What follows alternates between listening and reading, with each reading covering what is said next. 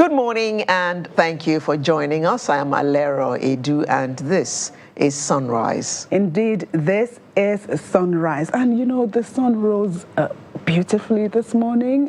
It's not so... Okay, it would depend on your side. Well, if you're a farmer, because it may be raining in some parts and not raining in other parts. But welcome to the show. I am Yomi Otaigbe. If you're a farmer, you'll be thankful for all the lovely cooling rains that we've been having. Mm-hmm. Because sometimes, the effect on the crops. Well, sometimes it becomes a problem, though, especially if you live in the coastal areas. Yes. And we had been warned by NAMET about the flooding this year, and they say there is more to come. There's more to come. But what came this week, or what was really, in the face of most Nigerians this week is about the VAT. Yes, the VAT collection brouhaha, which I am just loving. I just find it very interesting. And I watched Daily yesterday, and I heard the interpretations of what is going on. SANs, the interesting lawyers. part for me is how lawyers are able to differ in a way that at the end of the day, there's still a meeting point. And so some lawyers will tell you status quo antebellum means it should be what has happened before the present the High Court judgment in Rivers. Yes. Some others say no, it is so. We just leave it to the lawyers. No, but if you have 10 lawyers in a room and you ask them to interpret something for you, you will get 10 different interpretations. Wow. But what really tickled me yesterday was the SAN, at the end of it all, after he had done all the analysis, he then said, but Rivers State and Lagos State, their houses of assembly, have passed the bill and the governors have signed the bills into law. So on the basis of those laws, they can go ahead and collect VAT. Okay, so we see some other states coming out and saying, you know what, we are all not the same. So we need to put these monies in one basket and be able to share for those who are not so strong. After all, we are brothers and sisters. We are brothers and sisters, but why will some people work and some people not work? Well, maybe it's not a question of some people working and some not working. It's just a question of all the variables, the things that, perhaps because of your location or because of what we can get from my location is different. So we need to help ourselves, Let me just read something that SLS said some time ago. SLS, now, the former Emir of Kano, former CBN governor. If the North does not change, the North will destroy itself. If we don't listen, there will be a day when there will be constitutional amendment that addresses these issues of quota system and federal character. The rest of the country cannot be investing, educating its children, producing graduates, and then they watch us. They can't get jobs because they come from the wrong state when we have not invested in the future of our children. I don't think it's a question of perhaps whether it's the North against the South, or it's a question of, okay, so this is our location because of by virtue of the kind of trade that is done in a particular state. Yes. You can't find that same volume in another state. And so it's a question of a federation. Let's see how we put all of these monies in one basket, and we help those who are not that strong. So what do you have to say about all this call that is getting louder and louder for devolution of power? Well, I'm not a lawyer, so we'll wait for the lawyers to talk about it. You don't have to be a lawyer. You can have an opinion about it. We'll wait for the lawyers to talk about that. The states are saying they don't have enough powers. Everything is too centralized.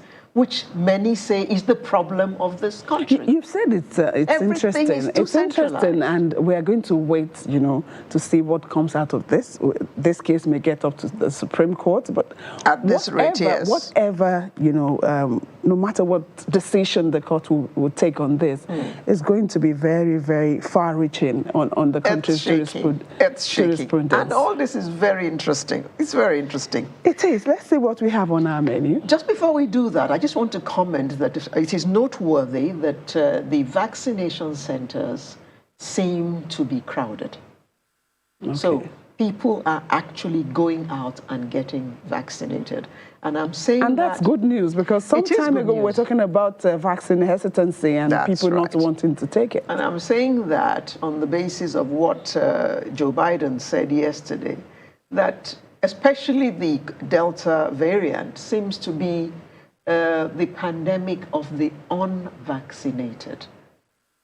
So it looks like we have taken a cue from that even before he said it, and we're all now going out and getting vaccinated. Never mind that some naysayers are coming out and posting all kinds of things on social media, that those who have taken the vaccines will die within 6 years.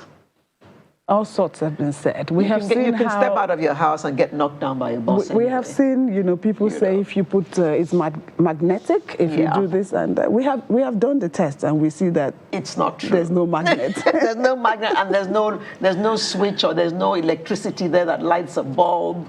All kinds of well, let me not say old wives' tales, but they are tales. So we shall begin by looking at clean air for blue skies. What does that mean? Clean air for blue skies. Okay, we'll find out what that is, and then we'll move on to protecting education from attacks. There is something called One Innovation Hub, and it applies to OFA and environs. Or should I say ONE? Let's wait. We'll hear more of that, and then we'll be talking about Nigeria Solidarity Support Fund. And then, as usual, we shall close with the Artist of the Week segment, and all I'm going to say is that he is a he. A he that sings. Okay, they all sing, don't they? No, lawyers, engineers, computer specialists, software engineers. They're all singing. Well, I think I'm the only person who's not singing. Are you planning to go into that? Okay, maybe we'll find out from the Good Women Choir in my church whether I can sing. Well, maybe you can join them and start your career from there. I'm part of them. It's just that to know how well I can sing. No, but how interested are you in making it a career? Let's start from there. Let's leave it. Let's stay with this one first. Okay, we'll just take a short break and come back and start the program in earnest. Do stay with us.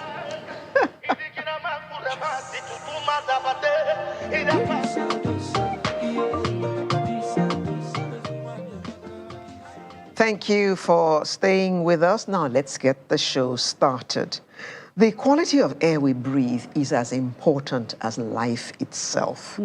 That is the reason why the United Nations General Assembly has designated 7th of September every year as the International Day of Clean Air for Blue Skies. And I love the blue skies in that picture we showed earlier, beautiful. Now, what does this mean? This year's theme for the International Clean Air Day is Healthy Air, Healthy Planet, indeed. Now, what is the importance of all of this to a healthy, wholesome living? This and many more questions we're going to put to our panel this morning, and we have in the studio with us Dr. Debola Odunsi, Technical Special Assistant over at LASEPA, which is a Lagos State Environmental Protection Agency. Thank you for joining us. Thank you very much for having me. We expect the Managing Director to join us, and we also expect a guest to join us from Abuja very shortly. But we have you with us now. Now, this is all about air pollution, isn't it? Yes. Foremost, it's critical to understand the concept that we all share one environment. The pollution events of one person can affect so many people. In fact, more than what is envisaged by the initiator of that pollution event most times. You know, when we find out that when we engage people who either inadvertently or deliberately have caused some sort of pollution event, you tend to find out that they don't understand the ramifications of their actions. You know, they believe it is limited to their own space. Yeah. To their own confines. However, part of our job as an agency, one, is to identify those gaps and also try to do the necessary advocacy and also capacity building to ensure that everyone understands their impact to the environment. Your agency has been campaigning a lot about pollutions with an S. But in the area of air pollution, do you think your agency is doing enough? And I'm talking about that because I'm thinking right now about pollution from cars, car exhausts. I don't hear anybody talking about it or any campaign on radio or TV about how we should prevent that. And that relates directly to what you said at the beginning, that the initiator isn't aware of how much damage his action is doing to all others. Well, right on the point. Truth be told, we all can do more. The world is where it is now because of the collective actions of human beings. So to put the blame on private sector, on individuals, on public sector would be a bit myopic. It's on all of us. It's on everyone. It's on everyone at the end of the day because statistics coming out of the World Bank as of 2018, road transport actually contributes the highest amount of greenhouse gas emissions in Lagos State, or contributes, closely followed by power generation and manufacturing activities. So definitely, the agency, of course, is the approach is to take it piecemeal. We can't solve all the problems all at once, but the whole idea is if we raise enough awareness around it, if we open up our hands for collaborations to say, okay, we are ready to work with private sector, we're ready to work with public sector, build an inclusive model for actually solving a problem that, even though it's global, has some certain uniqueness, being, by the time you put in the Lagos factor, the Nigerian factor. My general manager will tell you about what you call national determined contributions. These are official waypoints that have been set by the federal government in keeping with the Paris Climate Agreement to say, okay, by 2030, we want to mitigate our greenhouse gas emissions by X%. Okay, now we need to go further. We need to start thinking about individual determined contributions, community determined contributions, to say, as an individual, how am I contributing, or how am I going to reduce my own impact to the environment? And the whole idea is for the government to create an enabling environment, which is what led to seminars and webinars, like the type which took place commemorating the International Day for Blue Skies and Clean Air. So we know that in other parts of the world, Southeast Asia, the WHO, maybe I should quickly just let you see that every year around 7 million deaths from air pollution. Southeast Asia is top on that list, followed by Western Pacific region. In Africa, nearly 1 million deaths. Africa, of course, is what concerns us, and of course Nigeria is a big player in Africa, and Lagos when we talk about Nigeria. So she's mentioned car exhausts. What are the other major pollutants when it comes to air? Thank you very much. As I'd earlier ranked, according to the World Bank, a study done in collaboration with the Lagos State government in 2018, to estimate the cost, the economic impact of air pollution in Lagos. And the statistics were a bit, they were a call to action to say we can't continue down this line. We can't continue what you call business as usual. And we must start we must use bottom-up approach and inclusive strategies. So the whole idea is the government doesn't want to sit on the high table and say, these are the policies that will work. We're interested in discussing with private sector, even within the public sector framework. There are so many collaborations, so many harmonized programs. For instance, if you take a gander at the webinar, the Honorable Commissioner for Health was also on board, because you can't really separate health and the environment at the end of the day. So we've seen that operating in silos, even in public sector, doesn't work. We need to bring everybody at the table. Everybody concerned needs to be at the table at the same time. Yes, I'm just interested in those pollutants, the ones that are major for us, for instance, in Lagos. Let's narrow it down to Lagos. Well, aside from the car... there are a range of air pollutants that we can look at. There are a range of air pollutants depending on the activities. Now, like you rightly said, Lagos State is a commercial nerve center. You have both organized and unorganized commercial activities going on, formal, informal, and the truth is everybody's affecting the environment per second. So the aim, of course, is to normalize and regulate all these activities, to be able to say, oh, this is an inventory of sorts. And that brings me to the next point, which is the agency's partnership and the states and the agency's partnership with the World Bank on air quality monitoring. Through the Pollution Management and Environmental Health Program of the World Bank, we were able to secure 6 state-of-the-art air quality monitoring stations across the Lagos State metropolis as a pilot scheme to even say, what are we even generating? What are the sources of these pollutants? What are the kinds? So everyone, I mean, by the time you look on the internet and like, you get the regular list. You get your COX, what you call COX, COX, You know why NOx. I asked? Because some of us might be engaging in some activities that we just think it's normal, but we wouldn't know that what we're doing is, something that is adding to air pollution.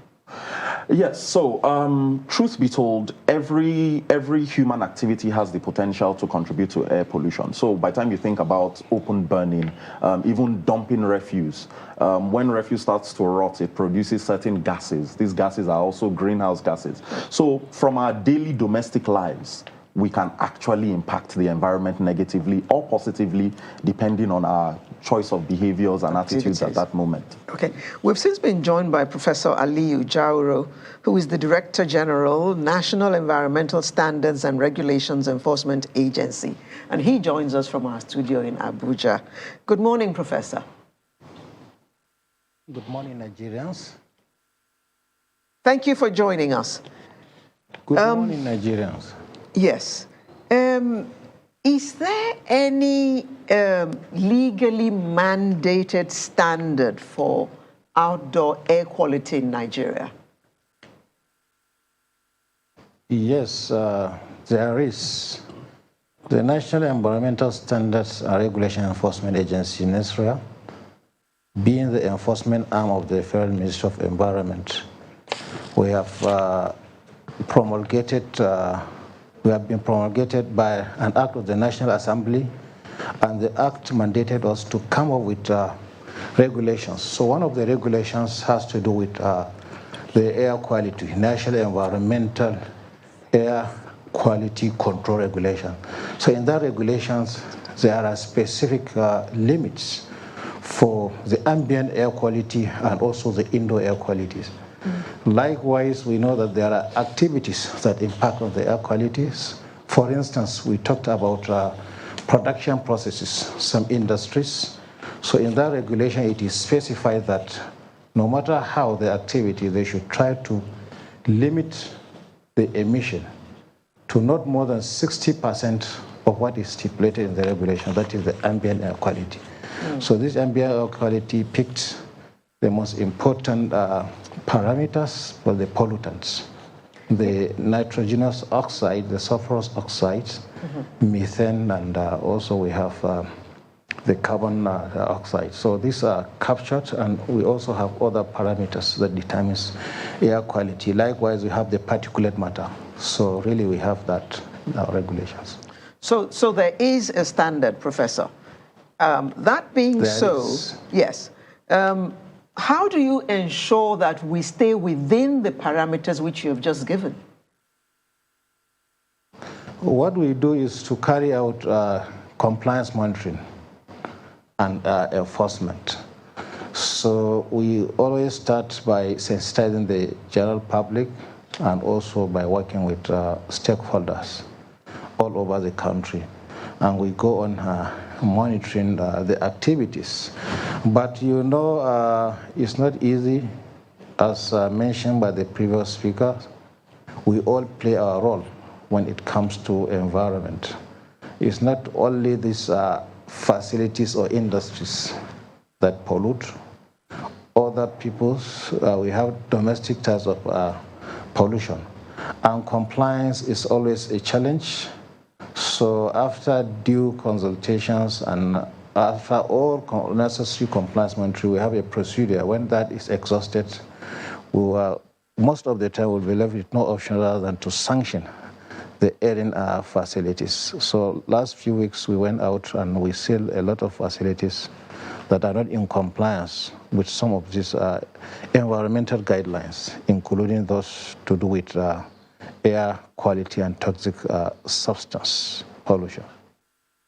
You're able to sanction organizations and maybe companies that you can see and you know, okay, this is where they are and you can regulate them. What happens with individuals? You have mentioned that it's not just about companies, it's not just about organizations. Individuals, how do we get to that route? Because you see people bring out their refuse, put fire, and then you have pollution. You see people in sites like areas where buildings are just coming up, they cut down the trees, it's dried, and then they put fire, and everywhere there's smoke. What do you do about that? What we always do is to sensitize them. Most people are not aware of what of their activities' impact on the environment. For instance, if you go to especially rural areas, they're in the habit of gathering all the other unwanted agricultural waste. They will set it on fire, and open burning is prohibited. So most people are not aware. So we are doing our best to ensure that people are first educated so that we can get their buy-in, because voluntary compliance is key. We cannot be everywhere. If you want to monitor Nigerians, you cannot always be there. And you know, we have presence in state capitals. We are not even at the local government. So we need to engage more hands, and we need to collaborate. We need volunteers at community levels so that they engage with the community to sensitize them and let them be aware of the importance for them to pay their dues to the environment. We have to do the right thing, because if we pollute this environment, we don't have any other place to go. We are going to be affected health-wise. It's going to impact on the economy and the entire ecosystem. So we engage with stakeholders and we try to sensitize them first. Well, there are also provisions for individuals. They can be sanctioned.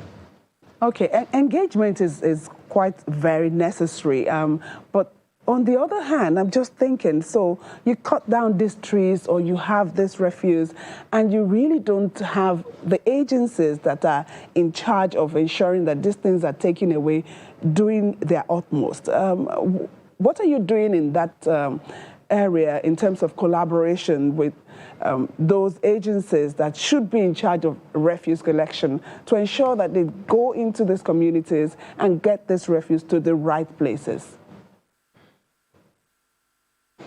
We are always engaging with them.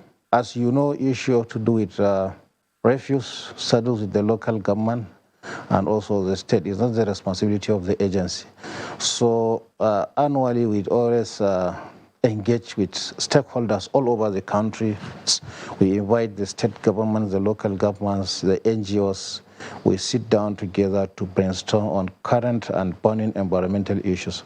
So we have been discussing about this, and with the current effort of Mr. President, I think maybe the local governments now would be good enough, because they have been given their financial autonomy. Maybe they will have the finance to be able to finance some of these activities of waste collection. And the intent now is not just to collect and dump.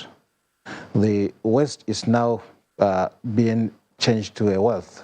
The waste is now seen as a raw material, so we are currently promoting the issue of extended producer responsibility. Those generating the waste must take care of the waste at the end of the life of any item they have produced. If it has become a waste, they should be able to take it out of the environment, recycle it, get the value out of it. By so doing, we are going to conserve our raw materials, we are going to create jobs, and we are going to generate a lot of income. He's been joined by the Managing Director of the Lagos State Environmental Protection Agency, Dr. Dolapo Fashawe. Good morning. Thank you very much. Good morning. You have missed a substantial part of the conversation, but that's fine. You are in charge of environmental protection in Lagos, so I think we can throw you in. Even if we threw you in at the deeper end, you would know exactly how to swim. Now, road transportation. We hear that that is the most guilty party in what we're talking about. What plans are there to make cars greener or to make transportation greener? Right in the deep end, like you said. I would like to extend my greetings to Professor Jaru, who has been an exceptional leader in moving environmental awareness forward in Nigeria. We're working closely with NESREA, and we're starting to see results. So greetings, sir. Now, right in the deep end. There's something called source apportionment, and there's also called an emissions inventory. We have worked with World Bank for about 9 months trying to figure out what is going on and where this pollution is coming from. And our biggest pollutants in Lagos is traffic. In industrial nations, it's industrializations. It's in developed nations. It's in industries, it's in air travel, never in traffic. And the reason is simple. The kind of fuel we use and how often we maintain our cars. Cars are not made to pollute the air. Cars are a necessary part of life. But when you put fossil fuels, diesel, petrol, and your engine is not in the right state, the fuel does not totally combust. The mechanics that should happen to remove carbon monoxide and soot is not happening. That is where you see a car smoking. A car should never smoke.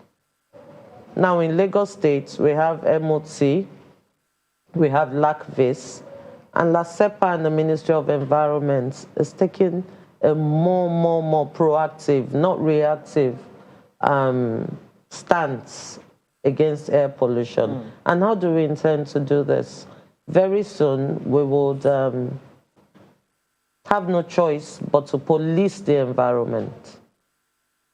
Once your car is smoking, it's off the road. It's as simple as that. It sounds simple. I've got news for you. Sometimes you go for your annual MOT renewal, and they don't even ask to see the car.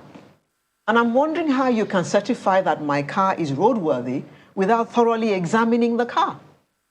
I find that a little bit, probably, I don't want to say it's not true, but To make your car roadworthy, you go through MOT, you go through LACVIS, and LACVIS specifically checks emissions with machines, and they tell you what to do. So that means most of these vehicles, particularly those commercial ones, don't come to They are the ones for MOT, they are because the you ones find them on the road and Smoking away. smoking away. Like, even they could cause accidents, because when it's in the night and you find such vehicles smoking that way, visibility is impaired. Yeah. So it's not only accidents. Even inhaling that smoke, particulate matter, soot, is dangerous to the Yes. health of the driver and the passerby. The conversation here, the narrative should start to change. Environmental protection cannot take care of this business alone. We need all government forces, road safety, police, LASMA, army, everyone has to come on board. And the only way they would come on board is if they start to realize the importance of clean air, the health impacts of dirty air. And I assure you, Lagos State, under the leadership of Mr. Sanwo-Olu, when they mean business, they mean business. I have seen this, it has happened, and we're going for clean air. Because I wanted to say now that that meaning of business, you really need to put it into action, because we see a lot, and I'm sure you see it too. Oh, we see it. In fact, I don't know if my colleague spoke about Ikorodu. Recently, we had to seal about 6 steel factories in Ikorodu. The biggest steel producing factory in West Africa, we sealed it up because it was polluting the air. And how did we know? Apart from the random messages, oh, the air is, we can't breathe, we have an air quality machine in conjunction with World Bank situated in Ikorodu. And all of a sudden, we're seeing spikes in volatile organic compounds. We're seeing spikes in lead, in mercury, in carcinogenic substances. That's, we couldn't ignore. Wow. We went right there and did our forensics and realized it was coming from this. In fact, the machine, that's the source apportionment, dispersion model, tells us where this particular smoke is coming from. It pointed at the steel industries, and we sealed them all up. That was the first time in Lagos State that a steel industry would not produce overnight. And it was sealed for 1 week. We met, had conversations, and decided on the way forward. Yes, we want entrepreneurship. Yeah. Yes, we need these steels to build houses. Iron rods, that's what I saw there. Massive, massive exercise going on. But not at the expense of the environment or health. Wait for it, human lives. When the furnace blows soot in the air, what it then means is, you know, we're not manufacturing steel from iron ore in Nigeria. We're recycling. So somebody comes in with a wheelbarrow. There's still the tires, there's still the plastic handling, there's still the paint, and they throw it right into the furnace. What you get is plastic waste and NOxes and SOxes, sorry, gases that cause climate change.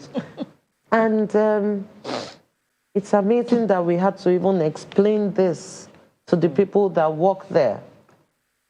And to commence operations, they had to come up with an action plan. There's a project we're working on in La Cepa. It's called Clean Air Action Plan for 2025, between now and 2025. And we hope to achieve it by then. It's possible. The world is looking at net zero for 2050. However, Lagos' determined contribution is for clean air for 2025 by constant advocacy, enforcement, and ensuring compliance. Well, without a doubt, you have your work cut out. Let me bring in Dr. Odusi. Dr. Odusi, I remember growing up, you could buy leaded fuel and you could buy unleaded fuel. Of course, these days, you don't even see leaded anymore. But we are told that the sulfur content in our fuel is still quite high. What is happening in that regard to make sure that even that is reduced to the barest minimum? Thank you very much. Sadly, we need to accelerate and accept newer technologies and what you call sustainable alternatives to some of these dirty fuels.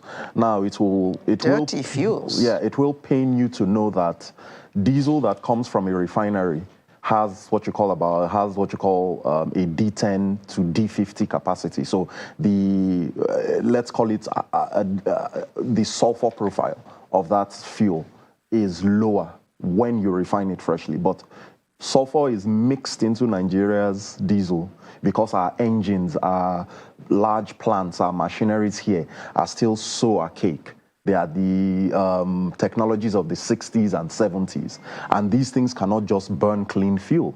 So the whole idea is, of course, like I said, through public-private sector collaborations, we need to look at adaptable and sustainable sources of alternative fuels and technologies that we can adapt to the Nigerian situation.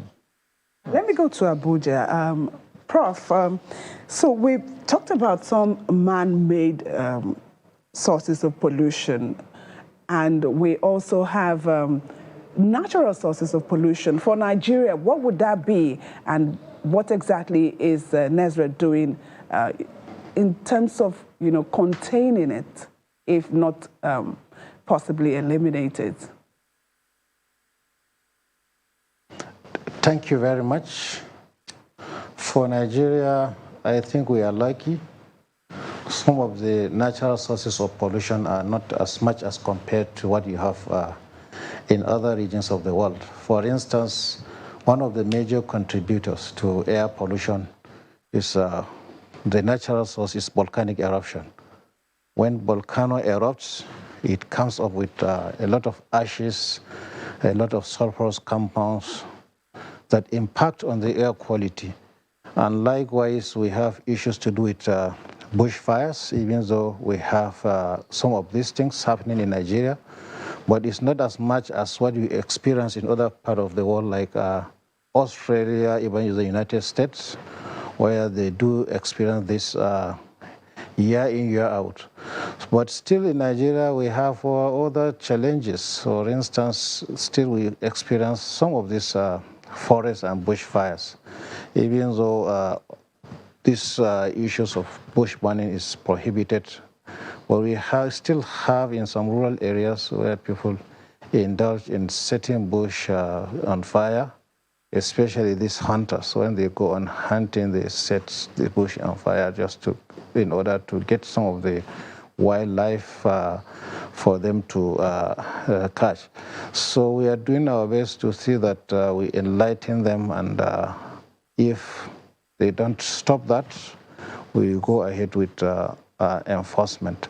We have been engaging with a lot of stakeholders, as I have said, and we will try our best to see that some of these things are stopped. Likewise, we have issues to do with refuse. When you dump refuse anyhow, as mentioned by Dr. Duse, when it decomposes, it generates a lot of greenhouse gases, especially methane, which is one of the greenhouse gases, and it adds to the pollution lot of the air, and this leads to the global warming, the rise in temperature, and other associated issues like flooding that is bedeviling the whole nation now during the rainy season. So it's very, very important. For us, we can play our roles. For instance, tree planting, when we plant a lot of trees, even though we have these natural factors affecting the air quality, but still when you go on planting the trees, it serves as a carbon sink. It will absorb the carbon dioxide, and it will also assist a lot in checking some of these environmental challenges. Okay, thank you, Prof. We'll just go on a very quick break now. When we come back, Dr. Fashawe will tell us about what's happening at the Olushosun, dump sites. Stay with us.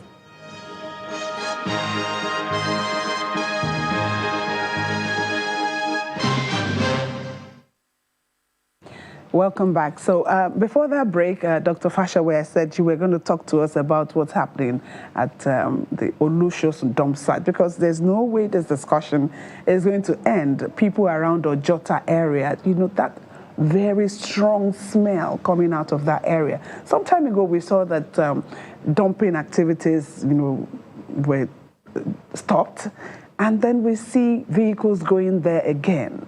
What's the government doing about that? Thank you very much.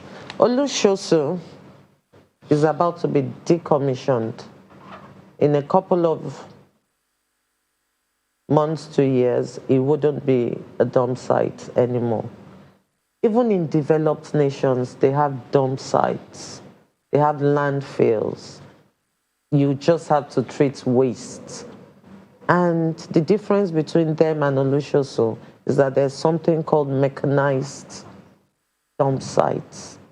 Right now, the Ministry of Environment is actively working on Olushosun. If you drive through there now, you will see it's like it's flat.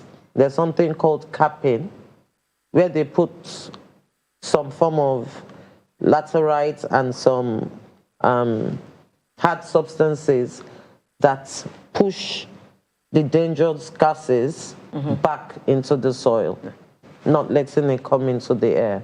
And very soon, we're going to have an incinerator in Olushosun. And there'll be proper sorting from even collection. Lagos State is relaunching its Blue Box initiative, where you have to sort your waste from your house. When that happens, what happens when there's smell and when there's combustion, like Prof said, at times there can be a spontaneous combustion? Is vegetal matter, food, mixing with oxygen, mixing with some substances that waste from probably an AC, and then you have a little bit of sun, and a natural reaction just occurs, and then boom, you start to see smoke. But if all these wastes are sorted and treated before putting together, that would never happen. That is what a mechanized dump site is. There's no way we won't have landfills. They're there all over the UK and America. But we are working extensively. If you look at the government's budget, the amount sent to waste management is in billions. And I heard the Prof say it's been ceded to the local governments. In Lagos State, the Ministry of Environment is actively involved in the matter of waste management. That is why we have the Lagos State Waste Management Authority, because we can't leave it to the local government. That's about Olushosun. Yes. Let me take you back a bit. You had some more information for us regarding the steel industry. Oh, yeah. So I was saying that apart from the air pollution, let's talk about the health impact assessment of polluting the air when you smelt iron with impurities. You start to see the nitrous oxides, sulfur oxides, carbon monoxides, greenhouse gases, lead, mercury, things that can cause cancer. That is why you see a 70-year-old man come down with lung cancer, and they'll say, oh, he never smoked. We don't know how come, what's going on. But he's been inhaling particulate matter that his lungs cannot filter. If you can see it, you can't filter it. That is my own theory. Stay away. cover your nose or walk the other way, because oxygen is colorless, doesn't have an odor. That is what our body was made to receive. Now let's put that aside. That's health impacts on human beings. Now imagine building a house. I don't know the mechanical engineering part of it or civil engineering part of it. And you think you have 80 millimeters of steel, but actually you have 80 millimeters of steel, rubber, wood, and a little bit of... It's a major cause of building collapse. It's really a serious matter. These buildings that collapse all the time is because the steel holding the beams, the engineer is assuming this is pure steel. It's not 100%. Yes, it should hold this beam. But it isn't. When you don't sort from scratch and you're not creating steel from iron ore, which is not what we do in Lagos, we recycle. We're advocating recycling. We like recycling. It's a circular economy project, but not at the expense of the environment or human health. Okay. Dr. Odusi, I was tickled, maybe you noticed, when she spoke about sorting out our wastes from our homes before they're actually carted away. How exactly do you intend to achieve that?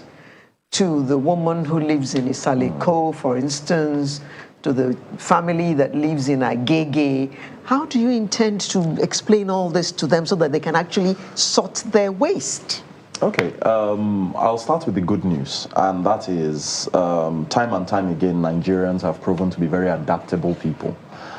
If you give them the right information and you give them the right tools and you incentivize it, you will see that they will accept such a solution, especially if it is inclusive, if they were included in the conceptualization of that. So by virtue of that realization and under the leadership of our GM and the Honorable Commissioner for Environment, we have taken a lot of strides to actually engage at community level. So we're not talking about private sector, we're looking at the people that are using this thing. Who are the people that are the wholesalers? Who are the retailers of these items? You know, and furthermore, the state has put in place certain policies, we're driving certain policies right from the national level. There's a national plastic policy management policy now in place, and a state version also that is, though nascent, but we're rolling it out, we're piloting it, and we're trying to learn as much as possible. Also from the private sector point of view, we have a lot of these collectors who are so far operating in silos, but they are doing good work. You know, a lot of them have apps. They have different modalities for people to reach them, even as far as USSD codes to say, okay, I have a pickup for you. And the whole aim is we're not trying to talk to for LASEPA. We're not trying to talk to the educated, to the exposed. We want to get to the community, to the woman who is selling these things at the most rudimentary level, and help her family and help her family unit understand the impact that single bottle that she's selling, that plastic bottle that she does not reclaim, that she does not sort. We want to help them understand the impact of that to their own business and to the environment and to the health of their future generations as well. Okay, so how is this going to look when it takes off? So at the end of the day, I have my trash in my house. Now you want me to do what? Put plastic in one container. Yes. Put what else in the other one? So you will have they are color coded. So you have the cans, you have glass, you have plastic, you have nylons, single-use plastics and the like, and your domestic waste or your municipal waste. My food waste. Yes. Let me butt So in. that's 5 containers. No, let me butt in there. The Lagos State government recently launched an app called Packap. Yes. Have you heard of Packap? Yes, we heard about that. Please because download Packap. Loma MD was here to tell us about it. Yes. Yes. and we're leapfrogging on Loma to use PACAM to protect the environment. Okay. So you can also use PACAM to report infractions. PACAM also helps you sort your waste. It tells you what to do and how to do it. So at times you may not have the 10 containers. The off-taker would come and say, okay, just keep your plastics in a carton for me, I'll pick it up. Okay. So we also recognize the, simplicity or sustainability of these things, because I saw you smirk there like, how for dustbins in Lagos? Let me take this quickly to Abuja. Prof, let's talk about federal government's plan or the policy concerning emission pollution, what the government is doing and what the people also need to do.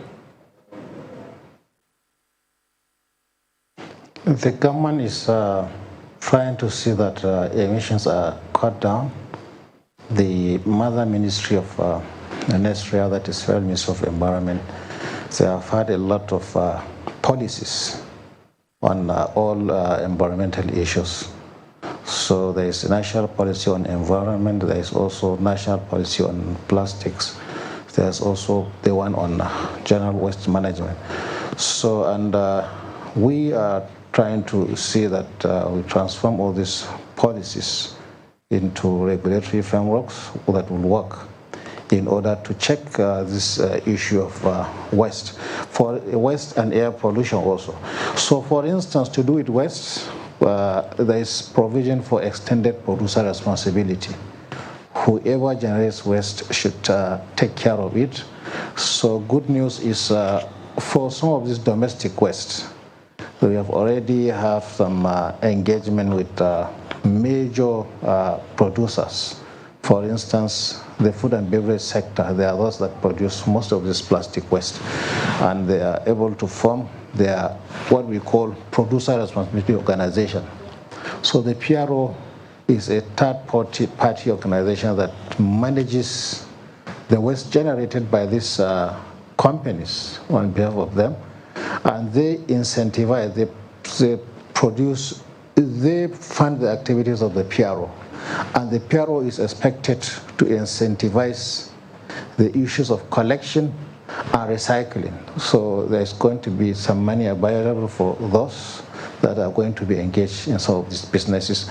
So not only the food and beverage sector, we have issues to do with the e-waste, the electronic waste. Nigeria being a consumer nation, and we import a lot of second-hand electronics into Nigeria that packed off after being used for a few weeks or months. So we have a lot of issues to do with e-waste, especially in Lagos. We are working hand in hand with LASEFA. The DG, Dr. Dolapo, is doing well. Currently, we are piloting a project on the extended producer responsibility to do with e-waste, and we also have that of the battery waste, because batteries are generated not only by the automobile sector. Presently, we are talking about greener form of energy, that is the solar energy, and we use a lot of these batteries to store the energy. So the quantum of battery waste that is going to come out from these sectors are going to be enormous.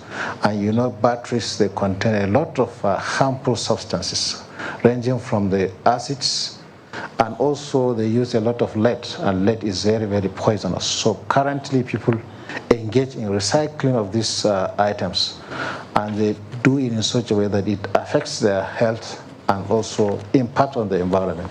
So the essence of this EPR and the PRO model is to see that we have a standard way of doing this collection and recycling without impacting on the health of those involved and also the environment, and at the same time providing a source of employment and also revenue generation. Okay. So that is some of the things we are doing. Okay, Professor. Well, we have run completely out of time, but I need to take your last words on this in half a minute each, starting from Dr. Fashawe. Clean air for blue skies. Your last word on this. A recent World Bank report says only 6.9% of Nigeria cook with gas. 6.9% of women in Nigeria cook with gas. The rest are on kerosene, charcoal, wood, even cow dung, and all of this. How do you cook with cow dung? Yes. Okay, all right. Even sawdust, and all of this are dirty fuels. Okay. 6.9%. Okay. My last message is switch to gas. It is clean, it is better, it is healthier. Thank Dr. you. Odosi. I'll borrow relief from my general manager and say the best guidance for public sector, private sector, and communities is if you want to assess yourself, self-appraisal, what am I doing to the environment? Think people, planet, profit. Professor, your final word, please.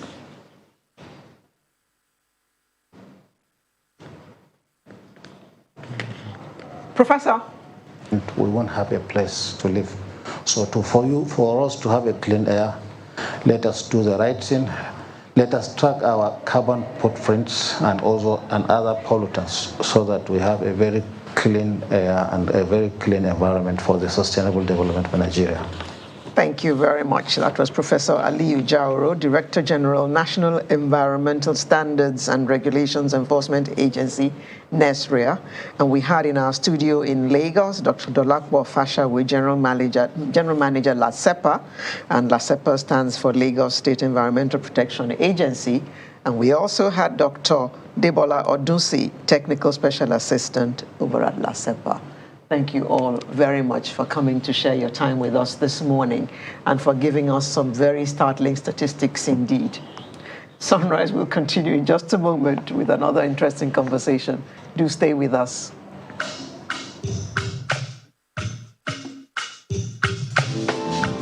If God has been faithful to you, come on, just stand up and just give him a dance of praise.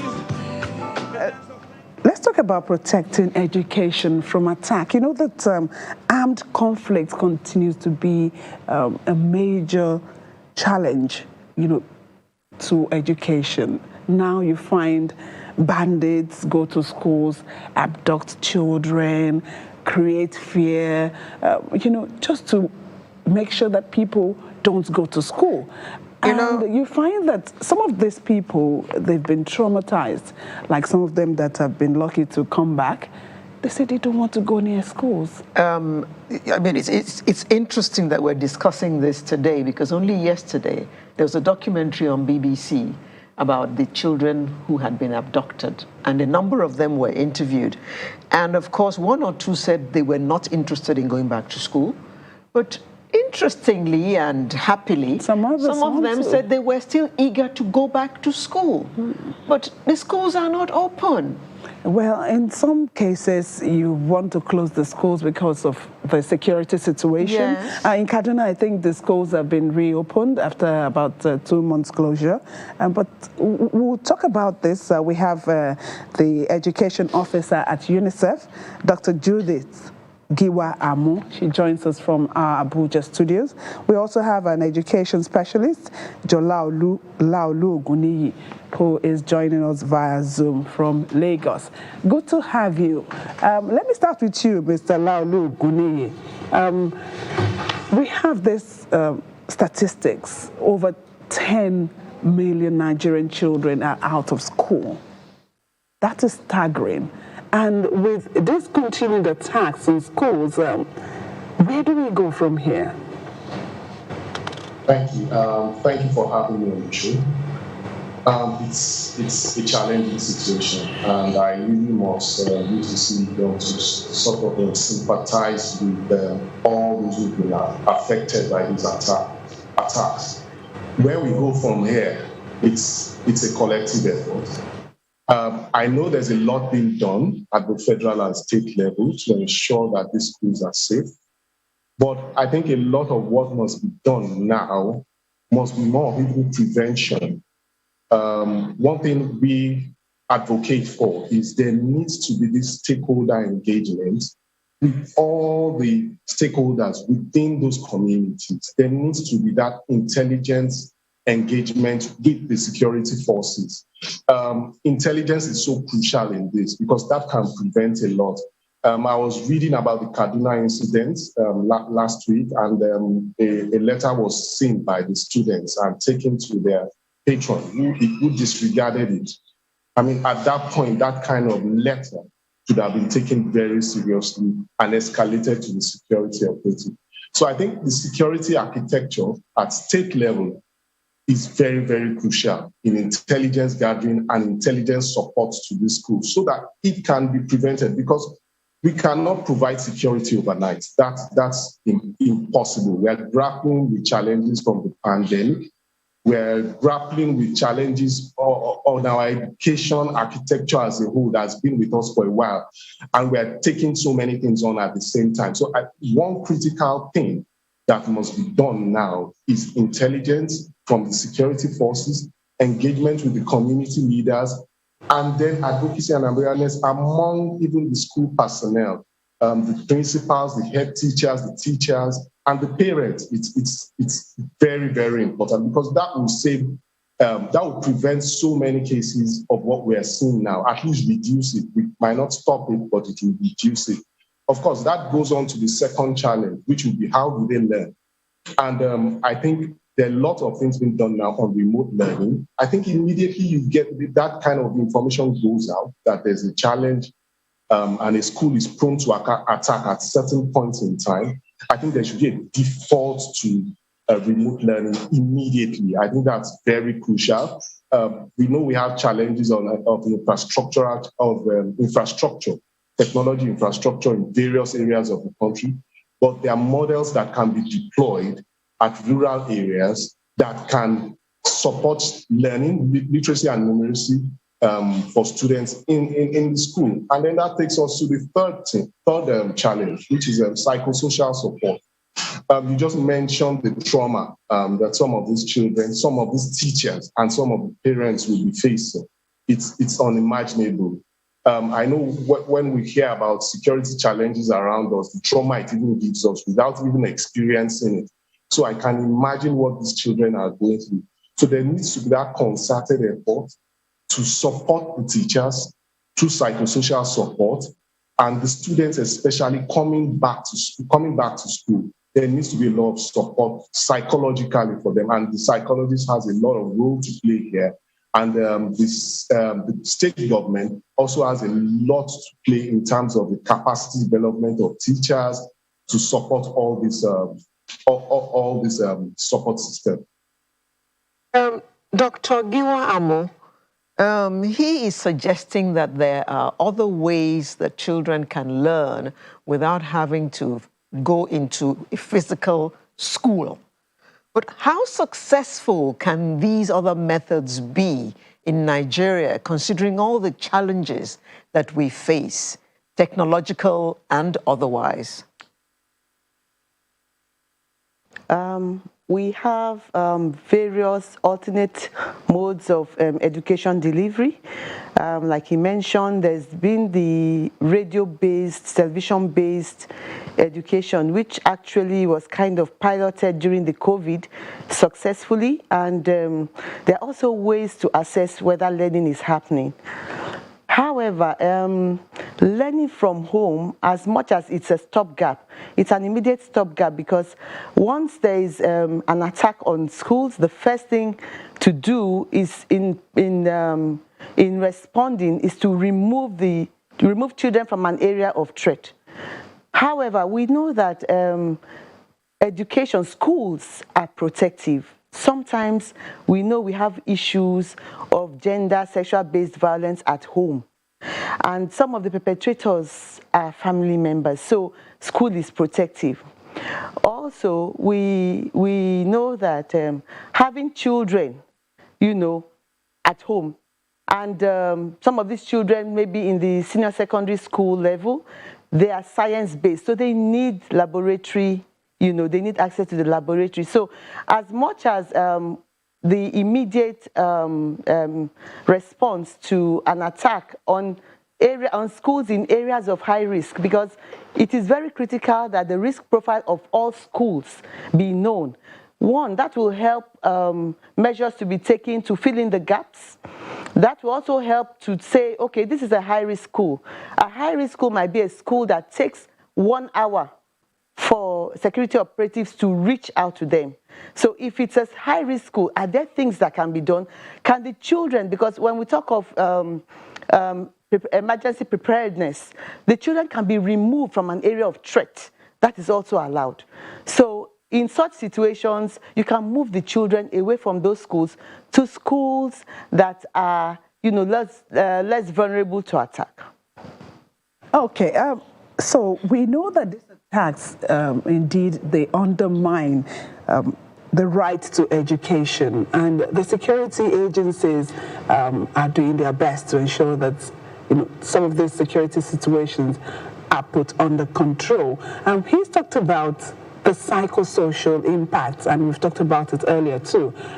How much of this are you seeing in communities where these attacks have happened? We had Kankara boys being kidnapped the other time. How much of psychosocial support are you seeing in some of these areas that have witnessed attacks on schools? Okay, I want to say the place of psychosocial support is very critical. In fact, it's mental health psychosocial support, because I look at what is happening like a silent epidemic, where children that have been traumatized need to be followed up. Because at the end of the day, we are talking of an out of school figure of over 10 million. We are saying that 1 child out of every 5 children out of school lives in Nigeria.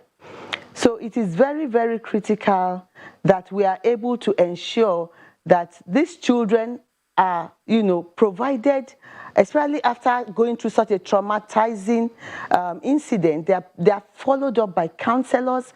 Those that need to be referred to medical services are referred.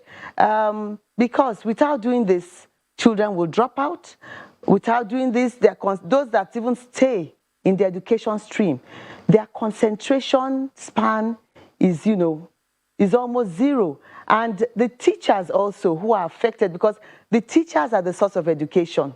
And we know that an educated society is as good as the children or the youth who are educated. Now, the teachers, some of them, as a result of, the effects, you notice school absenteeism, teachers are not coming to school. So a further gap is being created. We know that learning is something that needs to be happening. It has to happen for children to be able to contribute their own quota to the development of Nigeria. Now, if they are not able to have schooling, if they're not able to acquire skills and knowledge, then they end up being illiterate. An illiterate society is one in which the human capital, the human mass, become opened to recruitment into, non-state armed groups, and that does not portend a very bright future for Nigeria.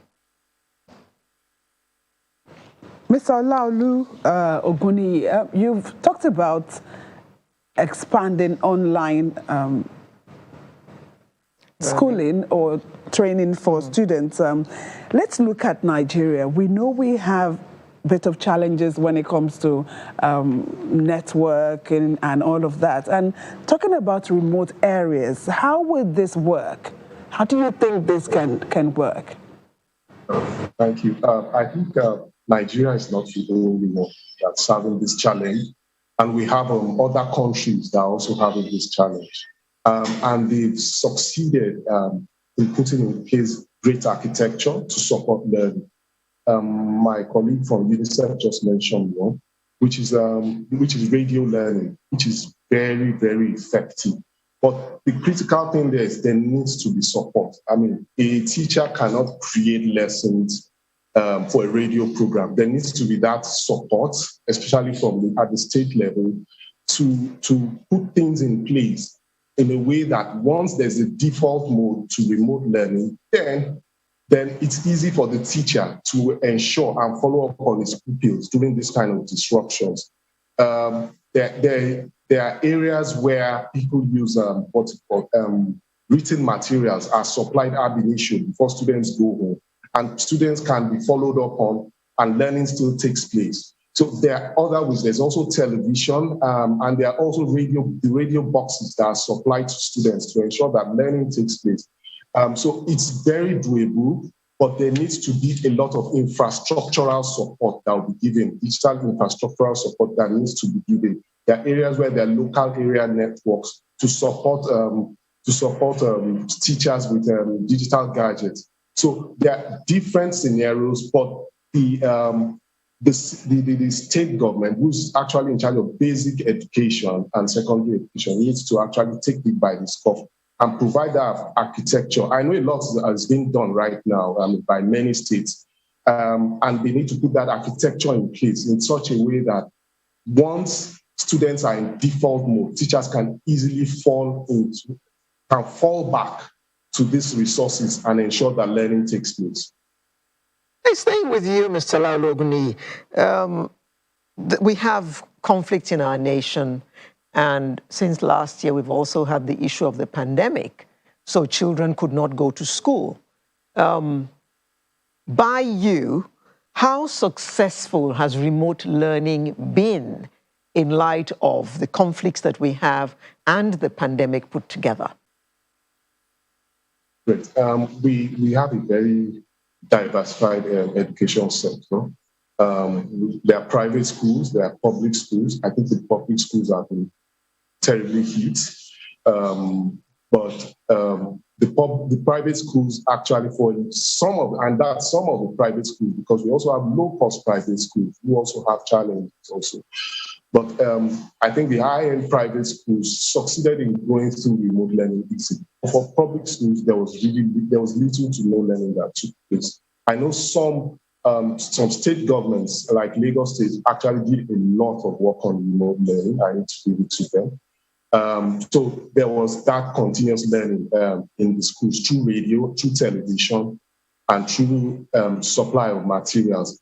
But one thing the pandemic did to us was that it actually helped us to see the challenges we have in our whole ecosystem. That was what brought all this into the limelight, that look, we have challenges with remote learning. Right now, I won't say we're 100% in ensuring learning through remote learning. If I'll score it, I'll probably score 40%. But there's a lot of work that is going on. I know UNICEF themselves are working with the Federal Ministry of Education and Teachers Registration Council, designing a remote learning curriculum to help teachers in different areas of the country to ensure that learning takes place. And this, I know that there's going to be a training initiative for teachers across a lot of states in Nigeria. I know that's happening, but we're not there yet. I think there's a lot of support from developmental agencies. The federal MDAs are also working assiduously towards it. I think if we continue this way, provide the right infrastructure to support the teachers, I think on the long run, we'll have a formidable remote learning platform to support education.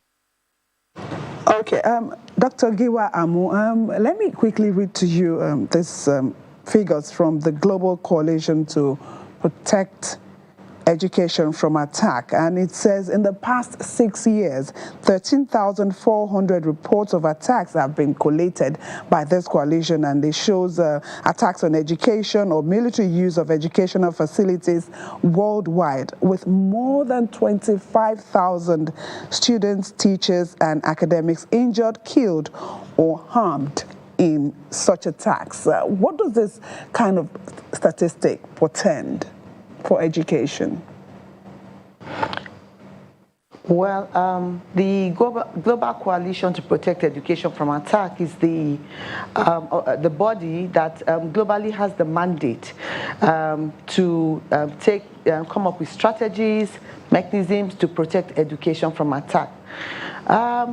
When you have those kind of figures, it's actually portending a lot of doom because, like we said, when attacks on education became very noticeable in 2014, schools were identified as by parents as zones of danger. And now we are having more issues of it. So, but beyond this, schools are not only being attacked, homes are being attacked. So it is very worrisome because the homes are neither safe nor secure. And then also, when we talk of these attacks, we have to realize, continue to make sure that we factor in the issue of the teachers, the students. In the 2020 to 2021 academic session alone, over 1.3 million children in Nigeria had disrupted education, and this actually amounts to over 3.4 billion of losses made on investment on these children. So when you look at this in terms of their future, for them to be able to utilize the education they have received, it is very, very worrisome. It's also a challenge to countries that have endorsed what we call the Safe School Declaration.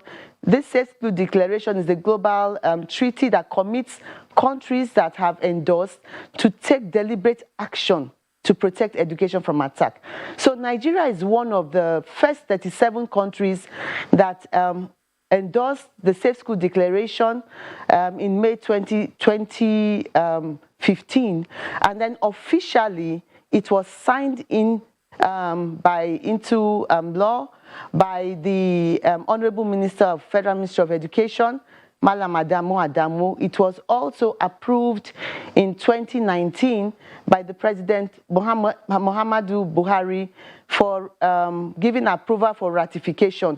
Now, what has happened is that the ratification instrument, which is a national policy on safety, security, and violence-free schools, its implementation guidelines, and then minimum standards that specify a school as being safe. These have been approved by the National Council on Education, and I think now the onus is for us to run with speed to start, operationalizing, domesticating this Safe School Declaration. This is also linked to an upcoming, because Nigeria has done a lot of work on Safe School Declaration, and other countries are borrowing from it. This is, like I said, linked to a 4th international conference, which will be holding in October 25th to 27th, in which, and Nigeria is the first African country where it's going to be held. And it's also the first country that it's been held where attacks are actively happening.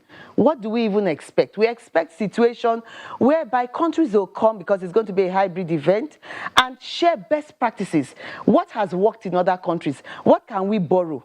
What are the challenges, and what new things can we learn? So it is very, very crucial that the government, and because education is on the concurrent list, it is very important that the state governments actually working in a whole society approach between the education sector and the security sector and other sectors that need to come in. They need to work together to be able to make sure that the schools are safe and secure and conducive and protective for learning. And they need to also take advantage of the community. The community is one of the most strategic partners because it is in the immediate vicinity of the schools. We know most of our schools are in the community. And so the working to build the capacity of the community to best protect using some non-armed measures, to be able to protect the schools, take responsibility and play their role is critical. But again, like I said, the risk profile has to be identified, and then certain school-based interventions must be supported by commitment of the state government. We're talking of resources.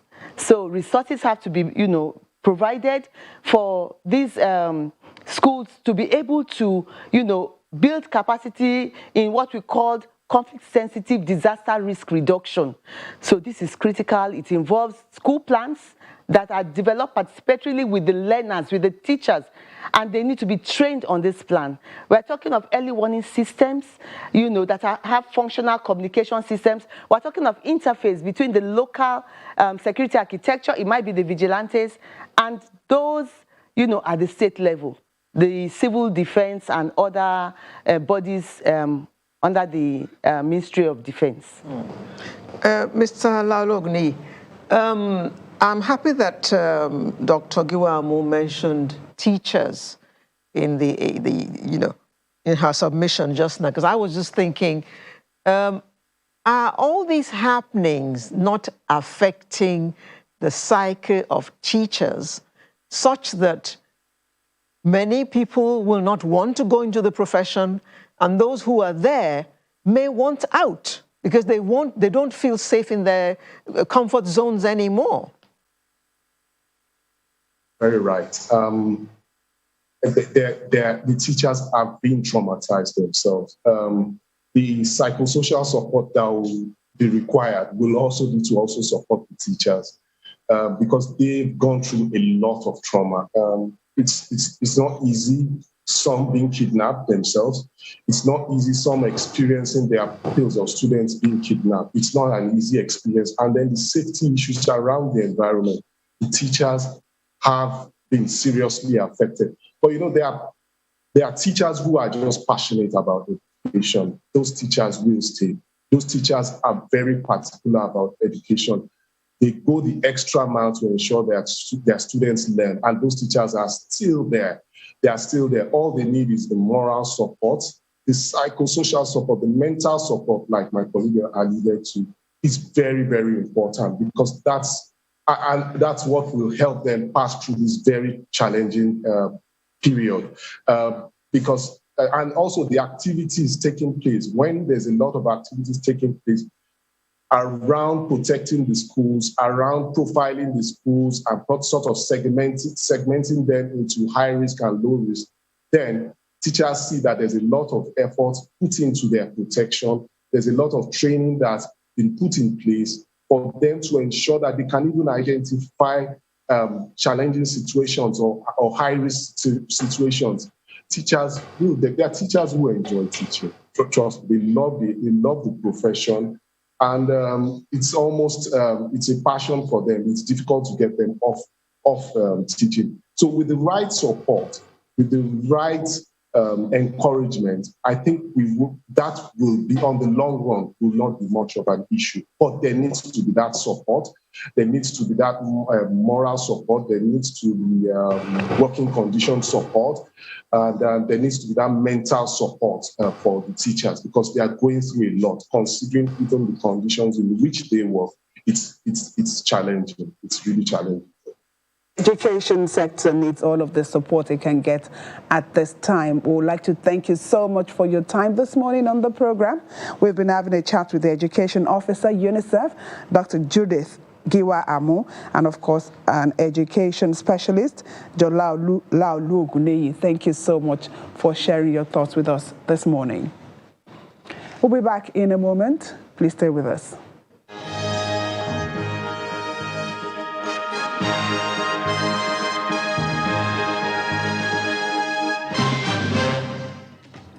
All right, boogie on, people. I see you shaking. Yeah, let's boogie into something innovative now. Let's talk about IT. ICT. This one is called One Innovative Hub, and it's an ICT hub established by the OFA Descendants Union, ODU. OFA is in Kwara State, by the way. It's a component of a 5-zone multi-sectorial industrial park that would also cater for entrepreneurs of creative industry ventures and those who process agricultural, solid mineral, and polymer-based products, among others.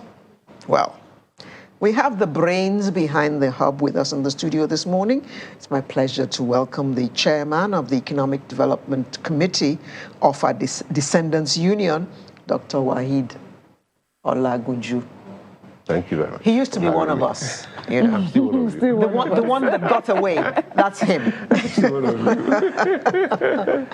We also have two engineers who's come along with him. Engineer Taufik Olatinwo, who is the coordinator, One Innovation Hub. Thank you for joining us. Thank you very much. We also have Engineer Jide Olatunde, who is the Chief Operating Officer, One Innovation Hub. Good morning. Thank you so much. Good morning. Thank you for joining us. Well, I was privileged to see the footage of the launch on the news, and I was wondering, so what prompted this whole idea and in faraway offer? Not far away. It's just 2 hours from Lagos. Okay, or all right. 2 hours from Abuja. Okay. 2 hours from Yes. Lagos? You fly to Ilorin, 45 minutes either from Abuja or Lagos, and then Ilorin to Offa is about an hour. Okay. All And right. by road, it's about 4 hours from Lagos. Okay, so what prompted You the see, we idea had the of- first of our economic summit in June 2019. And that was when we felt, look, we need to hold our destiny in our hands. The major facilitators of the development process in all jurisdictions are mainly the government, the private sector, international development partners, and community-based organizations. There is no way the government can do everything. And the best approach is also participatory, where you involve everybody, the participative development process. Therefore, you need to go back to the communities. And of our descendants unions is one of the oldest and dynamic community development unions in Nigeria, set up in the 20th century. And the biggest achievement before now was setting up the Offa Grammar School in 1943, because we always believed that knowledge, capacity building, human capital is very, very important in whatever it is you want to do. So Offa has always been a center of learning. And talking about OGS, many Nigerians, prominent Nigerians, the current Emir of Ilorin went to OGS, Obalade Ladashore, late now, renowned banker, General Anakin, General David Jembewo, and then we now have Adesoye College that produced our Olu of Wari. Thank you very much. I feel like we rubbed that in. You scored. Yes, exactly. He went and so you could see how he spoke. And there was a delegation from Offa and Wari actually during the inauguration. You were also there. Oh, you yes. saw them, yes, exactly. So and he's from Offa Grammar School as well.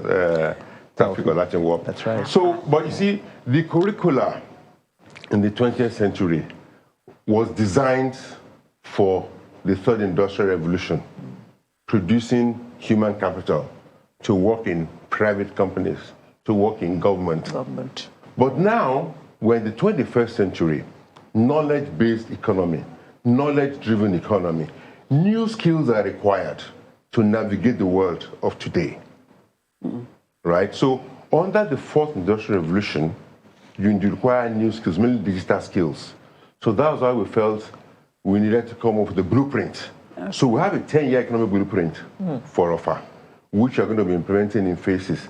That team was headed by Professor Gafari Jai of the Department of Economics, University of Ilorin. He's one of the more than 100 professors we produce in Offa, right? And they are anchored on the Sustainable Development Goals, aligned with the high fives of the ADB, and then the AU Agenda 2063 of the African Union, and many other development initiatives as such. So the idea is to ensure that we eradicate poverty in Offa and environs over the next 10 years. Okay, Mr. Latinwo, so you are the coordinator of this One Hub. That's right. Tell us who do you expect, or what's the workings of that hub? Thank you very much. Again, good morning, and it's really exciting to be here. So when we started the journey in terms of, what do we do to be able to help the youth in Offa, to reduce unemployment and even increase the economic activity in Offa. So we looked at the baseline, and we started with the survey. The survey went around to all the schools, primary, secondary, and the tertiary institutions in Offa, and we came up with about total of about 100 schools put together, and the environment is making about 200. Then we looked at the population of the students. We've got about 200,000, youth students, coming together. And we said, if there's any break in, the academic process, what do? They just go home and they cause social problems. And we said, how do we fill the gap? Then we started discussing with the Army about how do we build an innovation hub to help them upskill themselves in terms of digital economy and to be able to, add to the economy of its environs and the state, as well as the entire nation. So we started talking to the principal of schools and also the provost of, the polytechnics and also some of the universities coming up there with their VCs. And we're beginning to have tractions around, engaging them to start using the hub so that we can have this partnership, a collaboration for them to be able to, even issue certificates, diplomas, and things like that. But what are the programs that we are running at the hub? We're going to be having the STEM program for the primary and secondary school. We're going to be having robotics. We're going to be having, artificial intelligence, all the latest technology that you can think of. How do we achieve this? We're going to be partnering with multinational enterprises, with companies like IBM, Microsoft, Oracle, and the likes. And these are the people that we are attracting to come and upskill the youth. Just before we went into launching, we did the hackathon, and we were thinking, perhaps we're not going to get people to show up or to participate. But we got 17 youth that came together, and within 5 days, they were able to build a very strong network, and they developed 5 solutions. One of the groups, they looked at cybersecurity, another looked at edu-tech, another looked at blockchain for agri-tech, another looked at the healthcare sector. So out of these, we now have startups that we're working with at the hub that will start as the foundation, and they will move to other programs successively like that. And that's why we've got the COO is here, who is actually the engine room for all the technologies and all the technical things that we're going to bring to bear in offer. Yeah, Mr. Olatunde, yes, this seems to be only the beginning. Yeah, definitely. Good. This looks like it's going to be a pretty big project. It is a big project. How do you intend to finance it? Thank you so much, madam. The sustainability of the hub is actually one of the items that we've planned. We fortunately offer as a community that we know. Is actually, we do a lot of self-help. We've gotten donations, and that's where we had till today, and we still want much more donations. And you could see my partner talking about partnership with multinationals, the Amazons of this world, the AWS, the Facebook of this world, so that we could deep in technology in the term. So sustainability, yes, we are looking in the long run. When you have a hub, it takes some 2-3 years before you start breaking even.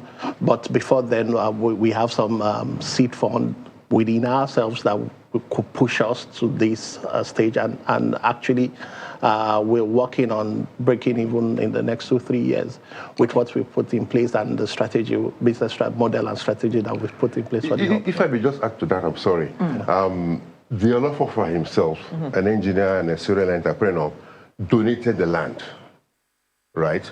And then the community, the Descendants Union, we levied ourselves. We received donations internally from many prominent sons and daughters of Ofa, right? And then we also approach our friends in the diaspora and in the private sector. Someone like Remy O'Neill, retired ED from First Bank, wrote to a number of his friends, and they chipped in resources from Ofa as well. Okay. So Professor Yawoye, for instance, is the chairman of the Development of our Industrial Trust Fund, the first African professor of geology and pioneer chairman of Guarantee Trust Bank. And then Dr. Tunji Olagunju is also a member of the Do It Fund. Dr. Sarah Alade is a member of the Do It Fund. Dr. Awai Ibrahim is a member of the Do It Fund. So we are keeping resources. So we're able to mobilize resources from within and outside the community. And we look forward to more support for viability and sustainability. Okay. Let me return to Mr. Olatunde. Yeah. What does this hub consist of? Okay, thank you. What can we find there? Yeah, so we have a robotics lab where we could train our interns and participants in robotics. We have a co-work space where you come in the morning, you use the space as your office address, you have fast... Free of charge? Paid, but very good rate. You know, these are things that you get in Lagos. Okay. But we're bringing it to the interland. We want our people to have the same kind of resume with people in Lagos, sitting in Lagos, the same experience, the same add-on on your CV when you graduate from the university. So we have a workspace, and we'll be having training. We have a state-of-the-art training room. We have optic fiber from one of the best operators in Nigeria to that hub. So the speed of the internet is out of this world. It's just like sitting in the US and staying in Offa. So when you sit in our hub, it's as good as you're sitting in anywhere in New York or you're sitting in Atlanta or something. I'm telling you, we have that speed, and that's it. So you come to the hub, you feel as if you're working in a corporate environment. And what we're trying to do is we're trying to let the people around Offa know, okay, this is the work setting you get anywhere in the world. You could work from Offa where the standard of living is actually very low, and startups can actually come there. You do remote. There are a lot of Nigerian youth, and that's one thing that we have in the country today. Thousands of Nigerian youth are doing remote jobs abroad now. And this is the way to enhance our FDI in Nigeria. People are bringing money. You see all these youths carrying their bags, working in buses. They're actually doing a lot of, and software development in Nigeria is the hinting. Yes, we do not have enough engineers. Yes, it is. And that's what Dr. Alagunju, what has the reception been in the neighborhood? Well, he meant that the cost of living is low in Offa. The standard of living is not low. A lot of people... He said cost, not standard. Cost, exactly. Cost, okay, good. So it's been highly impressive. You needed to have been there at the commissioning ceremony. Even before the commissioning ceremony, we have a radio station on KFM. And prior to that, we had sensitization programs on a weekly basis. And the phone-in, they've been highly appreciative. They've been encouraged. And on the commissioning itself, the place was jam-packed. We had more than 500 people who turned up on that day. And ever since then, the reception has been impressive. We have a lot of techpreneurs who are currently in Lagos, but who are thinking of relocating from Lagos to other parts of the country because of the congestion and the serenity and the tranquility. And the cost of living. The cost of living is very low. And we have a test case which is successful. The Technology Incubation Center, owned by the Federal Ministry of Science and Technology, is reputed to be one of the best, if not the best in the country. And we've been able to attract tenants from across the country. Some ladies who produce spices in some distressed part of the country, conflict zones, have relocated to Offa, and they are doing quite well. Somebody produces shea butter, another person produces shoes, and they export from there. So has always been a very, very hospitable place. The people are nice, they are accommodating. Like all those who went to all those schools, I mean, they wouldn't have schooled enough or stayed enough if the place was not habitable. So the reception has been quite impressive. Okay. Mr. Latin, let's talk more about the programs at the hub. Right.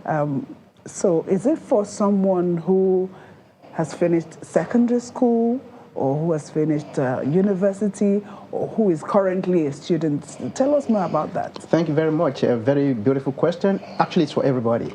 Right from people that are just getting into primary school all the way to even grandmas and grandpas.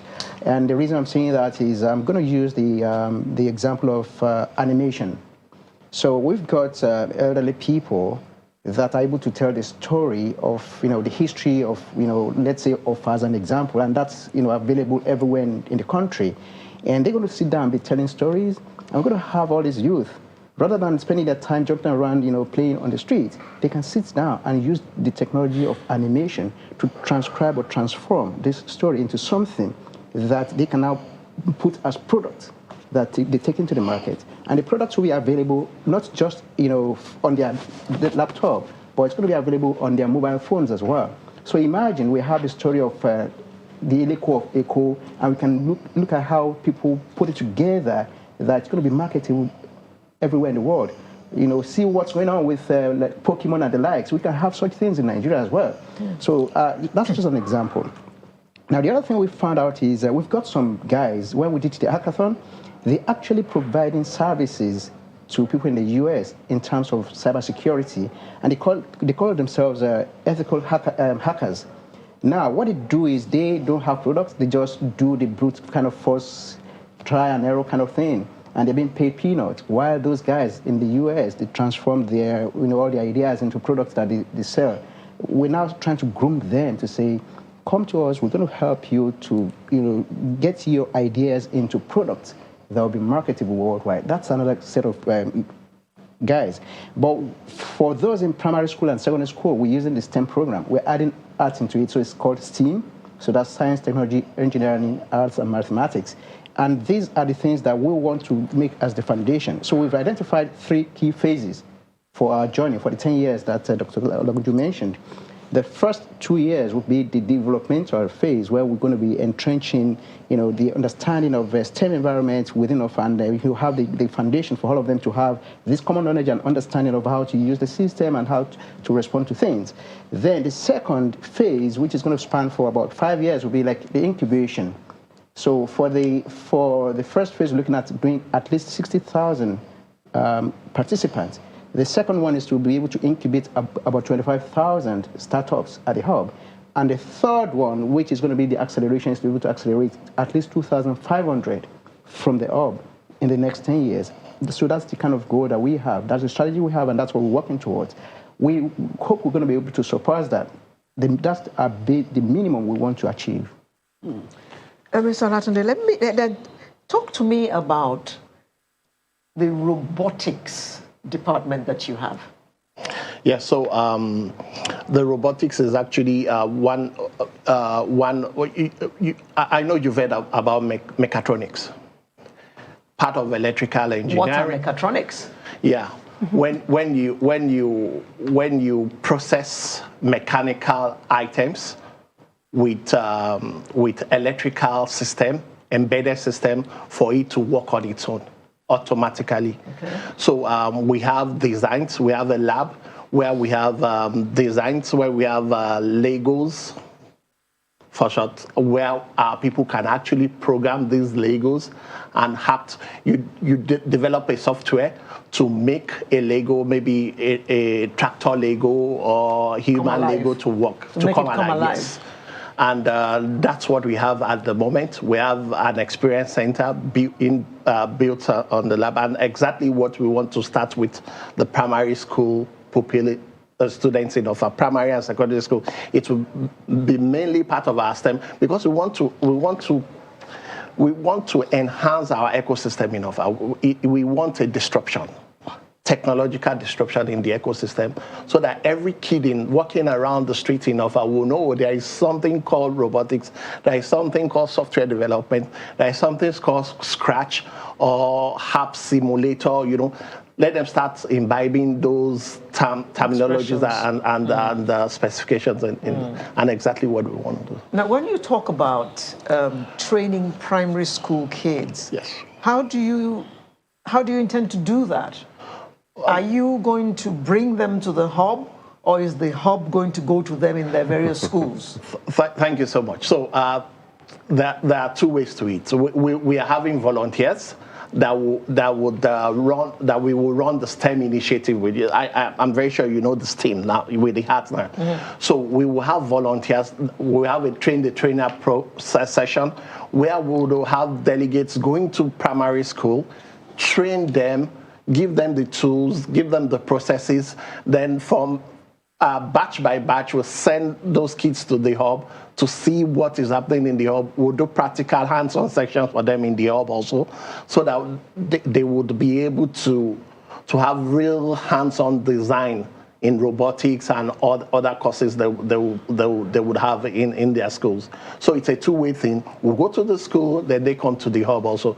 Just like when we were young, that we go for home practical or food practical in some centers outside our primary or secondary schools.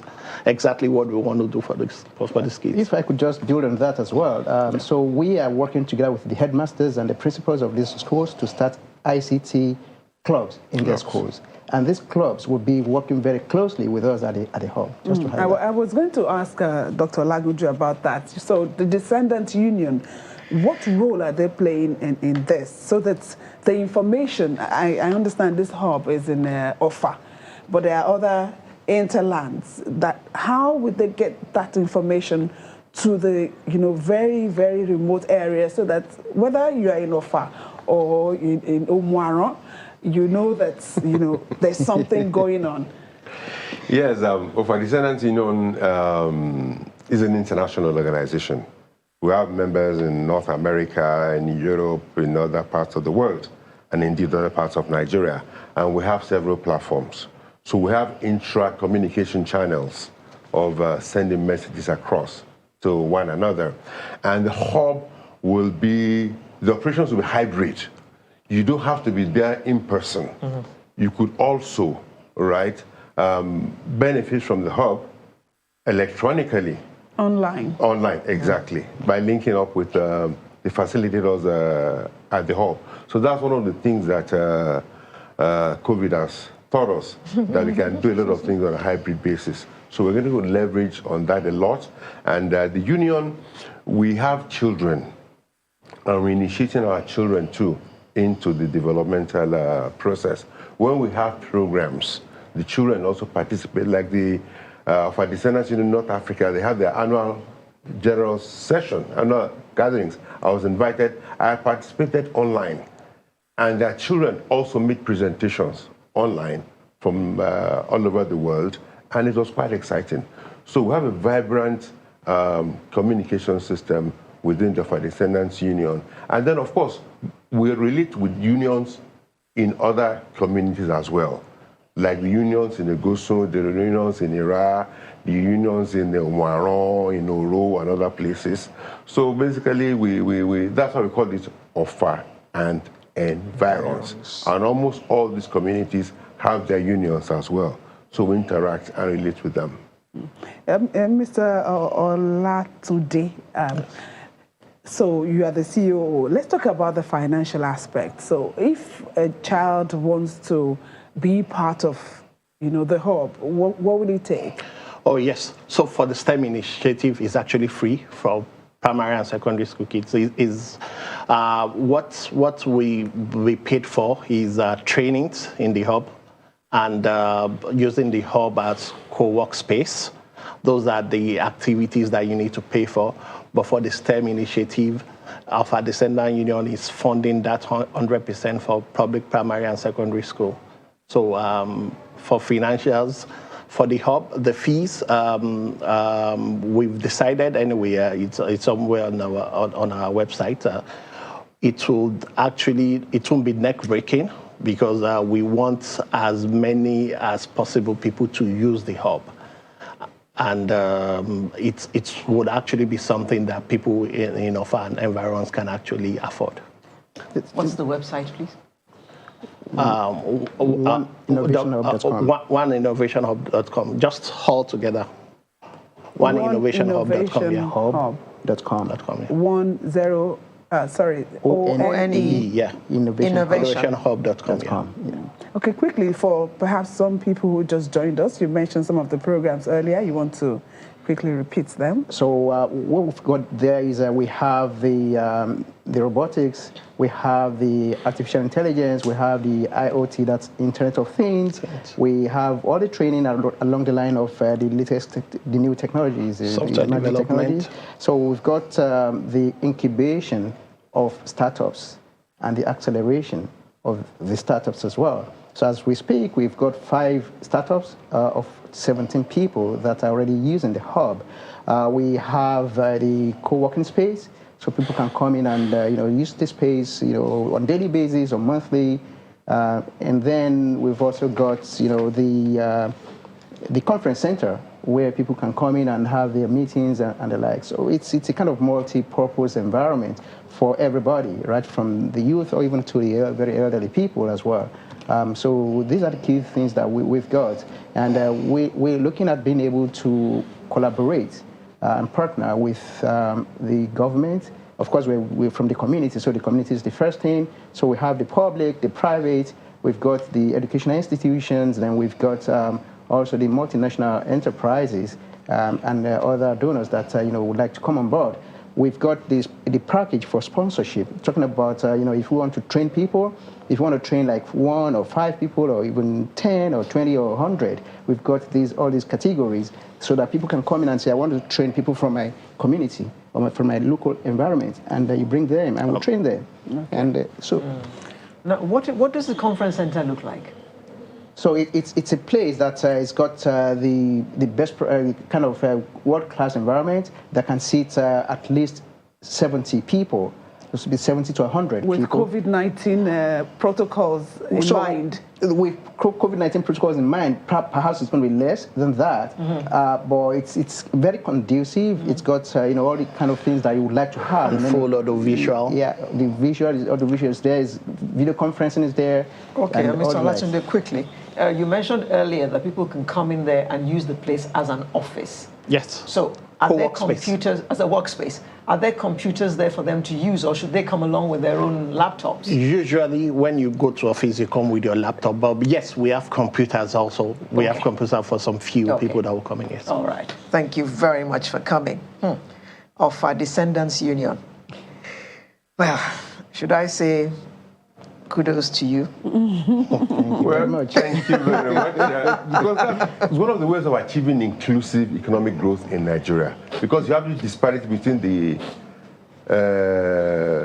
normally talk about GDP, but then we should be talking mainly about the Human Development Index. Indeed. So that there can be inclusive economic development.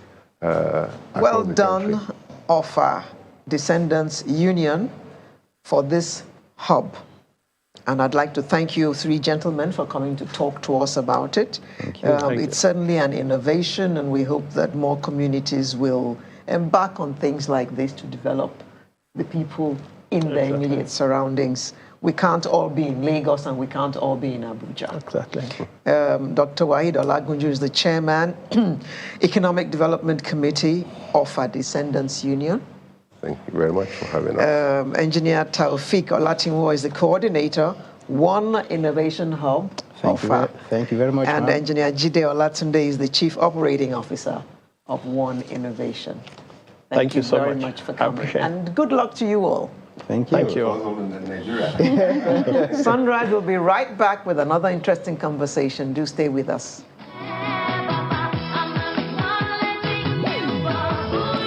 Welcome back. So we are going to move into, our next discussion will be focused on Nigeria in the era of COVID-19 and the objectives of the Nigeria Solidarity Support Fund in creating a change. We have with us this morning the chairman, Nigeria Solidarity Support Fund, Mr. Babatunde Folawiyo. He joins us from Ikoyi via Zoom. Thank you so much for being here. And Great also, to be here. Thank you very much. Yeah. And also the co-founder and Chief Policy, Impact and Government Relations Officer at Global Citizen, Michael Shedrick. He joins us via Zoom also from New York and the United States. Good to see you. Good to see you too. Thanks for having me. Okay, let me quickly start with Mr. Folawiyo. So the mission of the Nigeria Solidarity Support Fund is to vaccinate 1 million Nigerians by 2022. How do you intend to do that? Thank you very much indeed for having us. First thing is that the mission of the NSSF, as we call it for short, is not actually to vaccinate 1 million people. That's the immediate mission. Our overall mission is to prepare, first of all, strengthen the healthcare systems that have been under serious assault by this COVID pandemic to also help and support the most vulnerable Nigerians, who are the ones who have been hardest hit by this pandemic. And thirdly, to reskill and retool the Nigerian youth for life post-COVID, because it's clear that life will not be the same after COVID, and we need to strengthen those skill sets to approach life after COVID. But as part of that whole initiative and the mission, if we feel that the immediate requirement right now is to vaccinate as many people as we can. And we know the major efforts that government is making. We see them, we feel them, but we also know that the government needs help, and we are offering ourselves to help. And of course, you can't succeed in anything unless you have a target. And our target is to, within the next few months before the end of the year, try and see if we can assist in at least vaccinating 1 million people. We hope that there'll be tens of millions vaccinated, but at least we've set ourselves a target as to what we feel we can do. Okay. Now that you have told us what your goals are, let me go back to the questions you asked you. So one of your goals is to vaccinate 1 million people. How do you intend to do it? Okay. Very, not simply, but the idea is we believe that cooperation is the best way of making achievements. And therefore, we are partnering and we're in discussions with the National Primary Healthcare Development Agency, who have been at the forefront of this.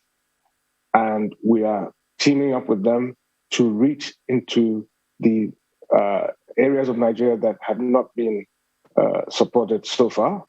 And we have set up a system of teams that we're going to provide to assist in this vaccination effort. So we're not trying to do it alone. We're not trying to reinvent the wheel. We're trying to facilitate and support efforts that are already on ground. I mean, the NPHDA have done a fantastic job so far. Their impact has been felt all over Nigeria. And we just feel that we can support them by bringing extra hands to the table and putting all hands on deck. So we do have a plan. We have a very clear plan as to how we want to do this. Now Michael, you are the co-founder of Global Citizen. What exactly is Global Citizen and what does it do? Yeah, well, it's essentially Global Citizen is a movement of millions of activists around the world. And we work in complementarily to the NSSF, the aims of the government to vaccinate its people. And whilst it's obviously the prerogative of the government and responsibility to ensure its citizens are vaccinated, where civil society can play a role is to ensure that no one is left behind and that governments and not-for-profits and other groups actually have the resources to vaccinate the people, the health workers on the front line. And so right now, Global Citizen is campaigning around the fact that globally around the world, you have this gross inequality where 80% of the world's vaccines that have been administered have been in rich countries. And if you look at a country like Nigeria, less than 2% of the population is fully vaccinated.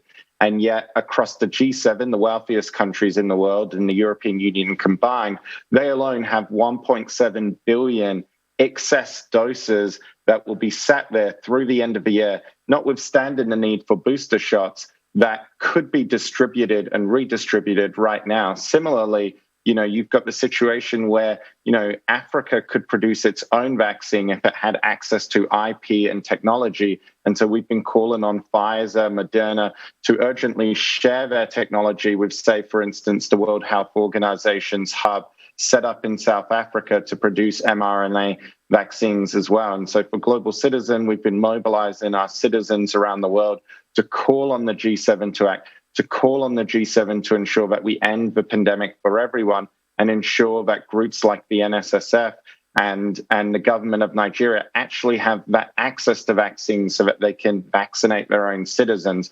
But it is akin to a vaccine apartheid that we're seeing, develop around the world right now.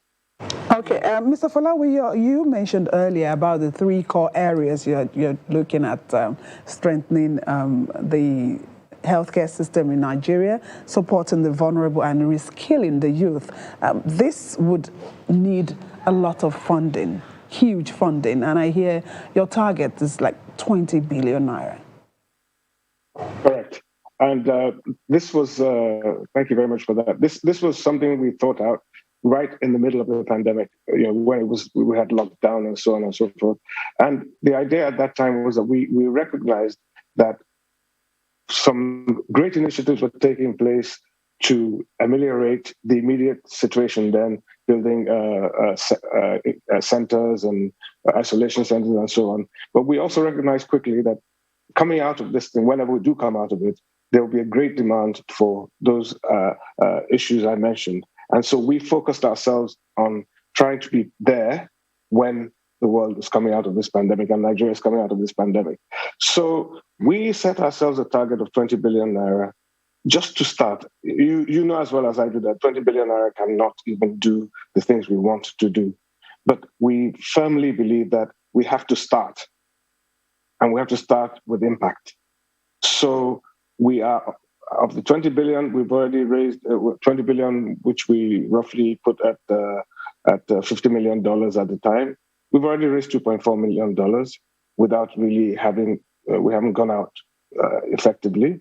But we do believe that we can raise that money because we're not targeting any particular individual or group. We're targeting the whole of Nigeria. We're targeting everybody who has interest in Nigeria. 50 naira we will take, 100 naira we will take, and we'll also take 100 million and we'll take $1 billion. Always trying to say that for every well-meaning Nigerian, it's time to stop saying government can do everything. It's time to stop saying other people can do it. What can we do? We will give the same recognition to somebody who gives us 50,000 naira or 50 naira as we will to somebody who gives us 50 million naira. It's just saying that, look, if we all club together and we all come out to do the very little that we can do, we have 200 million people. Let's say, 50 million of those are earning. Is it too much to ask for 1,000 naira from 50 million people to help our country? So, Mr. Falawi, since we're talking about you raising money now, if anybody watching now is inspired by what you have just said and is willing to help, what do they do? We have an active website, which is world-class, which literally you can donate through that website. It's the Nigerian Solidarity Fund.ng/donate.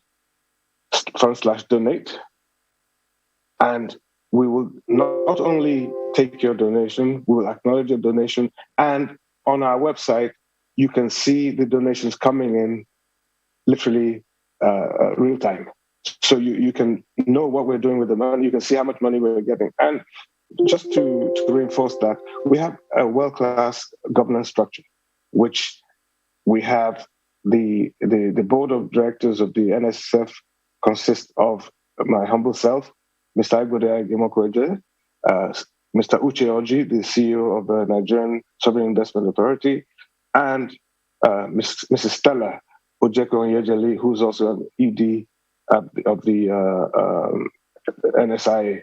In addition, we have world-class partners, KPMG, Pricewaterhouse, in terms of grant administration and monitoring and evaluation. We have the best law firms in Nigeria as our legal advisors. So the watchword for us is accountability. We don't want people feeling that they gave money and they don't know what happened to it.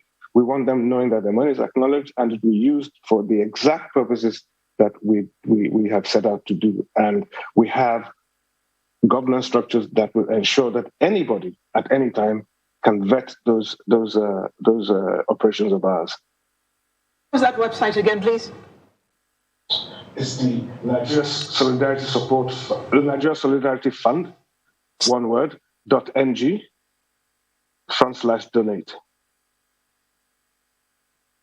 Actually visited that site and I saw that so far, as at the time before this program started, you had 1.01 billion naira donated by 53 people. And 550 people have pledged action so far. So you have it cut out there. So let's talk a bit about the short-term Solidarity Support Fund, the medium-term and the long-term. Like I said, the immediate short term right now is to address the vaccine issue, which we feel, as Mick said earlier, that only 2% of Nigerians have been vaccinated so far. We need to speed that up. We need to increase that level. And what we're trying to do is to say, in bite-sized speed. We're not the only ones doing this. There are also other organizations doing it. But we say, okay, if we can do 1 million and 10 other organizations can do 1 million each, and not to mention what government is doing already, very quickly we can actually increase that level of vaccination in our society. So that's the first priority, because as everybody knows now, we're going to enter into a situation in the world now where they're going to be the vaccinated and the unvaccinated. And you will probably not be able to do much in this world if you're not vaccinated. That's just from the logistical aspect of things, but also from the health aspect. We don't know which variants are coming. We don't know what else is happening. And quite frankly, the level of vaccination in our society the indices are very low. And so we need to increase that rate, because otherwise we might be even more vulnerable to waves and waves of this virus. So that's the short term. Medium term is to also continue working with partners to raise the awareness about the post-COVID world, and how do we face that post-COVID world. The medium to long term, strengthen our healthcare facilities. They've been under serious assault by this pandemic period.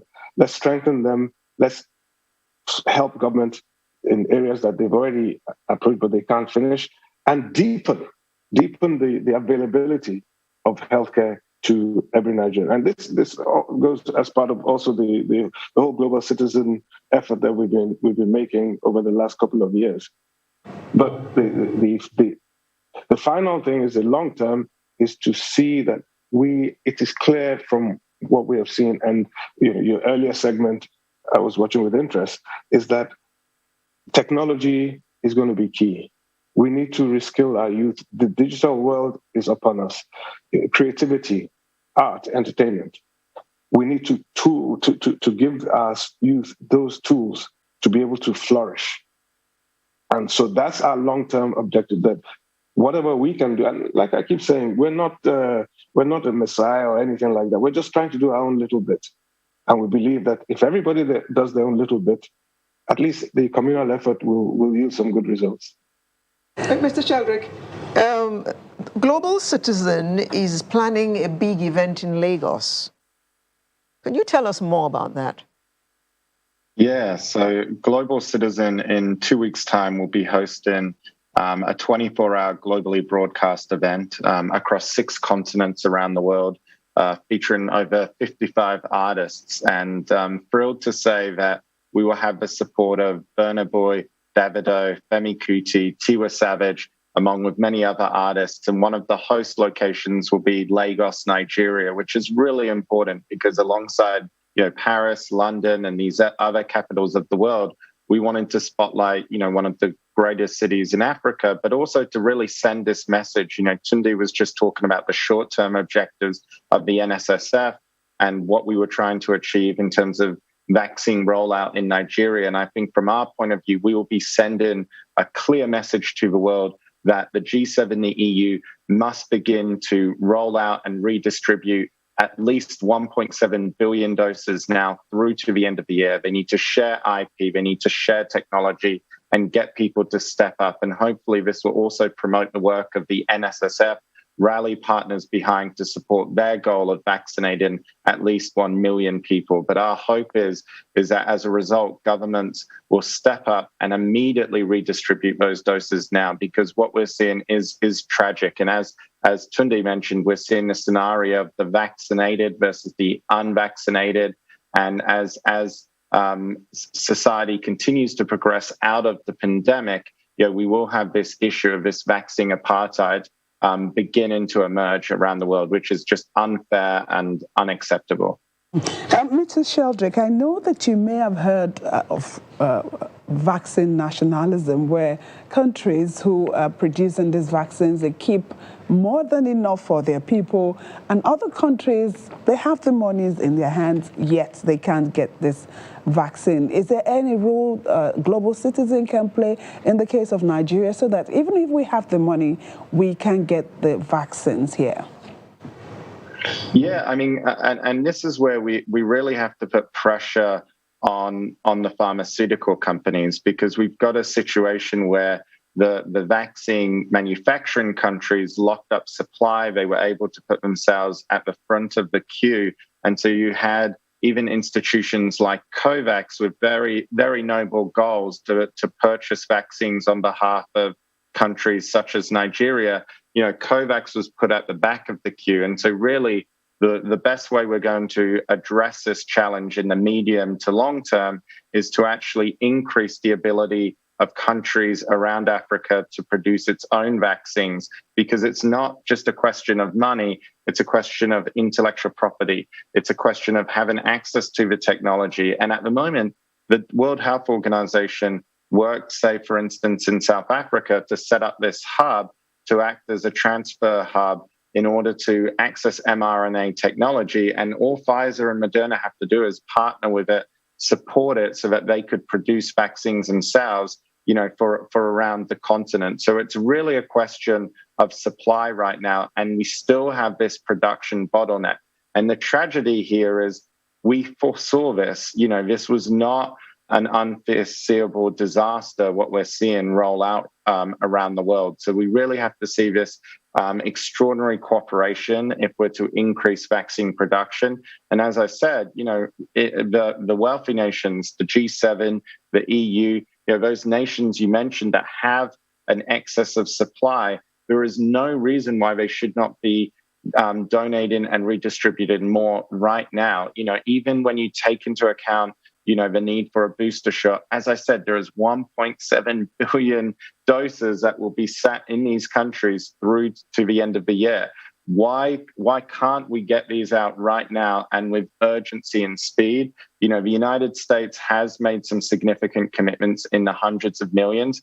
We're hopeful in the next few weeks, maybe the European Union will step up as well, and other governments as well. But ultimately, this is an issue that affects all of us. So long as the pandemic continues anywhere in the world, we continue to see variants that cause our economies to slow down, to lock down, and that cause an unmitigated disaster, especially for the most vulnerable and poor in our society and global community. Okay, Mr. Falawiyo, what role is Lagos State playing in this big event you have coming up? Lagos State have, from the early days of the introduction of global citizens into Nigeria, which was probably, like I said, a couple of years ago, 18 to 20 months ago, Lagos State have always acted as very good hosts and supporters for global citizens. His Excellency Governor Jide Sanwo-Olu, from the minute global citizen showed interest in Nigeria, has been at the forefront, and he understood the mission, and he has been very, very active in facilitating and giving support for whatever requirements the organization has for holding a concert here. Had more importantly, also that it was COVID that actually caused the disruption, because we had support from the federal government, starting with the vice president and the foreign minister and information minister. All of them had been sensitized to the plans Global Citizen had for Nigeria, and those plans were actually to do with elimination of poverty, achieving the SDG goals for 2030. Nigeria being one of the most vulnerable countries in terms of the poverty indices. So this was started long before COVID came, and COVID just disrupted our plans, but also in a funny way, sort of gave credence to the mission we had, which was again to alleviate poverty and help the most vulnerable. We just had to pivot to address the immediate issue, which is COVID. But that immediate issue seems to be becoming a medium and long-term issue. So to that extent, the authorities in Nigeria have been extremely cooperative and understanding of the mission that we have. So NSSF was a child born out of necessity when COVID hit. And of course, having had the background with Global Citizen, it was easy to adopt that template and adopt it to fight the immediate problem. And by the way, one other thing we're very sure of at the NSSF is that it's called the Nigerian Solidarity Support Fund for a reason. We believe that having set up this template, any other natural disasters, any other issues that have national significance, we can quickly address by populating and pivoting our template. So I think that's what I have to say about that. Thank you. One of your aims is to alleviate poverty, and that was on the ground before COVID came along. Would you mind sharing with us what kind of plans you had to achieve that? This is a very strong topic, and it's also a very important topic. Our view was that and that's what Global Citizens stands for. And we've Global Citizens, and Mick can speak for Global Citizens a bit later, but Global Citizens was set up and with the cooperation and encouragement of somebody like Amina Mohammed at the UN, who saw the value in what we were trying to do. The idea is to raise awareness, number one. Number two, to encourage governments and corporate citizens, well-meaning corporate citizens, to do what they can do to help alleviate poverty. And when we say help alleviate poverty, I mean, there's a statistic that Mick comes out with about, I think 5% of what the world's billionaires, if they gave 5% of what they make in a year, the world's billionaires, that would be enough to address the poverty situation in Mick, can you help me out here with that? Yeah. You're doing so well. I don't want to interrupt, but I think in answer to your question, even before the pandemic, the world had over the last 30 years made great strides to eliminate extreme poverty, and yet in the last few years we had actually seen that progress begin to halt, stall, and in some cases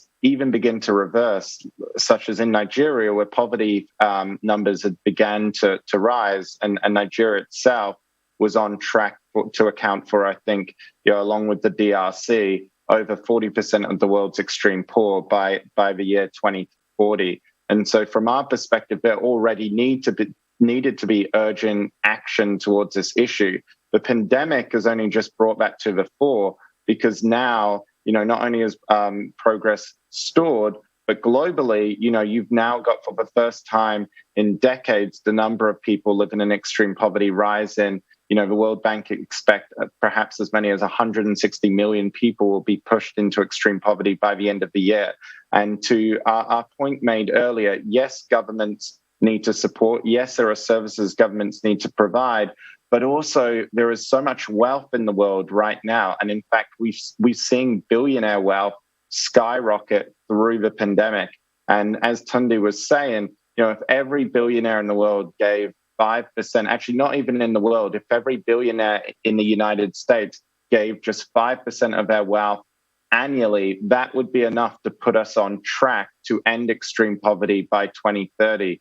And it was actually your foreign minister, Minister Jeffrey, when we announced Global Citizen Live, he made this comment. He said, at a time when we have billionaires competing to blast off into space, global citizen life brings us back down to earth and reminds us that we must be our brothers and our sisters' keeper if we're to end extreme poverty. And so one of the important messages we're sending around the world is, yes, governments need to step up, but also billionaires need to step up their support as well. You know, here in the United States, we've got $1 trillion sat idle in private foundations, just accumulating interest that could be deployed right now. And it wouldn't take much to address some of these issues. For the 41 million people on the brink of famine around the world, $6 billion would be enough to provide meals to each of them for a year. And $6 billion, again, that is equivalent to, in many cases, how much was being spent or invested by the billionaires blasting off into space. So this is something which we believe can be a priority, and it needs to be a priority. Government support is vital. We need an upsurge in private wealth if we're to achieve this. And we need civil society to step up and hold billionaires accountable to actually meet their promises. If they've said that they put money in a foundation, well, let's have that money rolled out to organizations on the grassroots, such as in Nigeria, that's working day in, day out to provide meals, healthcare, jobs, so that we can get everyone on track to defend the planet, defeat poverty, and ultimately end extreme poverty by 2030. Before we wind down on this, which will be in a couple of minutes now, let's talk a bit more about the Global Citizens Live event. So it's going to happen later this month, or in October, you mentioned earlier? Yeah, it will take place September 25, which is the tail end of the UN General Assembly week, when leaders will be discussing the biggest issues right now. And for us, it's also taking place a month before the G20 meetings in Italy at the end of October, and the COP26 meetings. And the three goals, we talk about this being a rallying call to defend the planet and defeat poverty, but the three calls really are on, one, making sure that the world provides urgently at least 1.7 billion doses to those who need it by the end of the year. Secondly, on climate change, the world made a promise, the rich countries made a promise to provide $100 billion a year in climate financing to help countries on the front lines deal with the challenges of climate change. And yet those promises are not being kept. And it's just not fair, because you look at Africa, which accounts for less than 4% of global emissions. They weren't the ones that caused the climate change impacts that we're seeing right now. And yet, they're being asked to step up. And those countries, the wealthy countries that promised support, haven't kept their promise. And the United States is one of the worst offenders in this regard. So we'll be sending a message that, look, we have to step up ahead of COP. Support has to be for those that are on the front lines, already dealing with the impacts of climate change. And I know in Lagos, this is always a hot topic when you look at rising sea levels.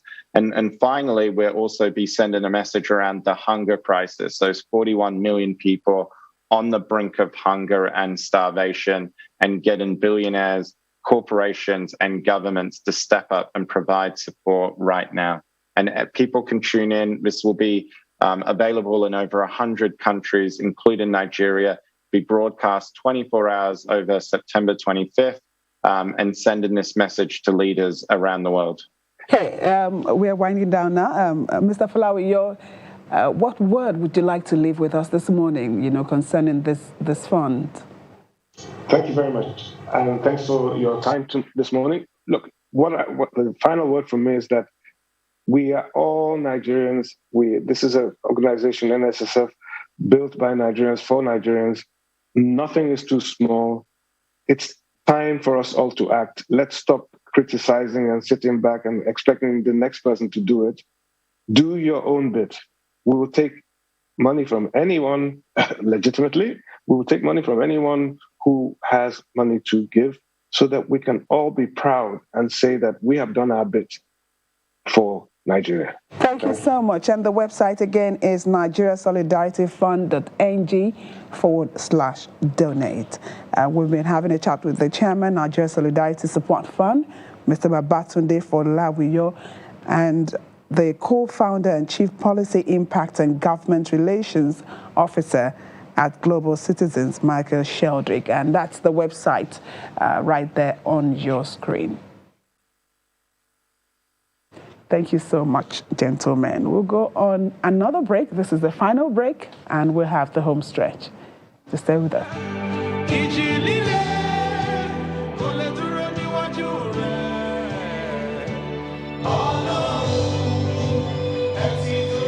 Welcome back.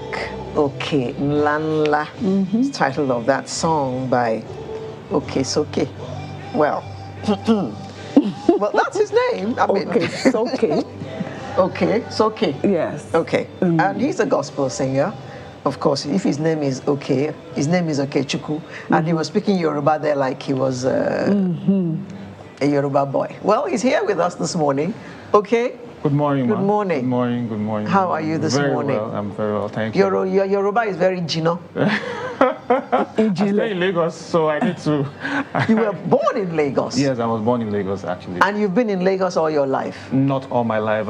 We relocated to Abuja in '89, and I came back to Lagos in 2010. Have you ever been to the East? Yes, I have.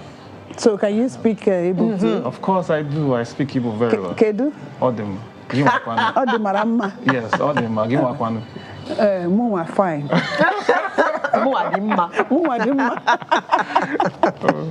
Well, Okay is a gospel artist and songwriter and producer.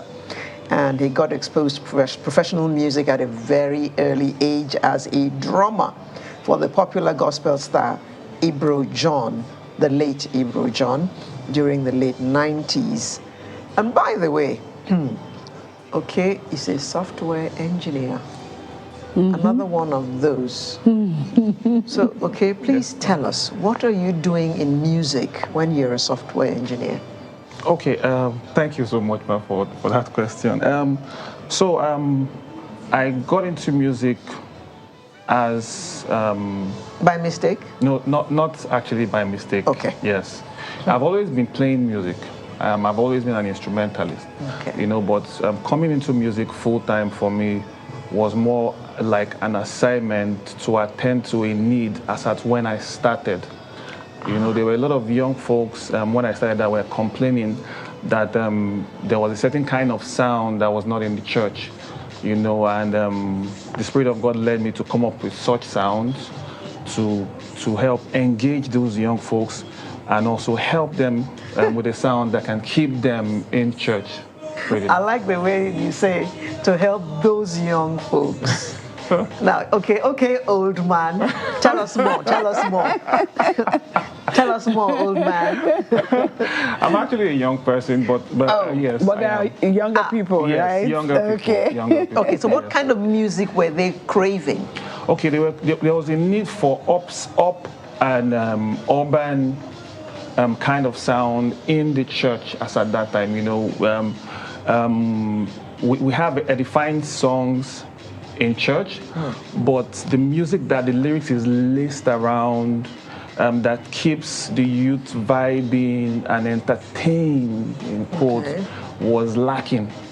You know, so the Spirit of God led me to engage such instrumentals, to lace these lyrics around, to help engage these young folks in church. Because we find out that around that time, a lot of young folks will want to do like choreography in church, you know, and they hear a certain kind of sound outside, and then they come in church and they don't have to replicate it sometimes. And so most of the time, what they used to do then was that they would try to just get some of this. You're talking about this kind of music, right? Yes, you know, yes. So it is the lyrics that make them gospel. Yes, it is the lyrics that make them gospel. It is the lyrics. I think this is one of the things that came up too. I think one of the Midnight Cruise Fuji kind of music that say, how can you, Midnight Crew, do such music in the house of God? Yes. But meanwhile, you have people who you need to reach out to in that sphere too. Yes. So you think, you know, coming up with this would also help? Yes, having an understanding that music itself is a tool, and understanding the ability to separate your lyrics from the music that is laced around the music are two separate things, you know. So I think that God has brought me to that place, or He brought me to that place where I started music professionally with this sound. After He put me through a phase where I had to understand that, okay, this music that is listed around these lyrics is not bad, it's also good. There is a need, you know, and once there's a need, there's a demand, and then there has to be a supply for the demand. Did you succeed in what you were trying to achieve with that kind of music? Well, with these young people, yes, as you put it. yes, I would say by the grace of God that yes, it was a success as when I released it, and it's still a success because you still see a lot of young folks engaging in this music and expressing how grateful and how excited they are in the fold. So pretty much, it is a success. It is. So that assignment that you needed to attend to a need at that time is a success. So where are you moving up from there? Okay, so for me, as a musician, like I said, being that for me is an assignment, that phase, I won't say it's over. I just keep working with God, following Him where He leads. So at the moment where I am, that is also a tool that I still have to reach out to the people I'm supposed to reach out to when I am called to. But at the moment, there's a new sound that the Spirit of God has dropped in my heart, and that is what I have just put out now to reach out to the ends of the earth. Is that the Okenlanla? Yes, Okenlanla is part of it. Okenlanla is one of them. Okay, so what inspired that for you? Okay, so Okenlanla, the song talks about how great God is, you know, reminding and reassuring people that there is no situation that is too difficult for God, you know. The lyrics in Yoruba says, no mountain great, all mountains great or small, no storm can stand before God. So everything, every situation, every issue, every challenge, it is nothing before our Creator. Pretty much, that's what the song talks about. And this can be applied to our day-to-day life as we experience it, even in the country right now. Yes, it is. You know, I still believe, I have always believed, and I believe that all things are possible to them that believe. You know, let's not let our hope die. Let's not give up. Let's keep trusting and believing God whilst we work, you know, and walk by faith. You know, everything that we've been trusting God for eventually would come to pass. That is one thing that I believe. Mm-hmm. Now, you said you used to be a drummer, yes, right? ma'am. Okay. So how did you get from being a drummer to where you are today? Okay. So I started out as a drummer. At some point, I evolved into playing the acoustic guitar and then into the bass guitar. So for me, singing started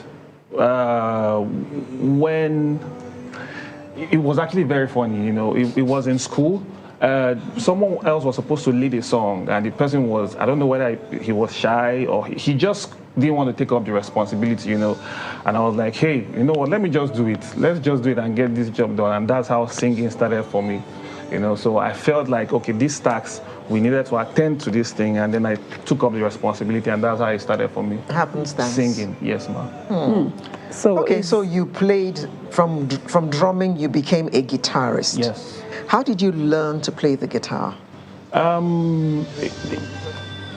Self-taught, actually. All the instruments I play, I taught myself initially. Okay, all the instruments you play? Yes. Okay. The drums, acoustic guitar, and bass guitar.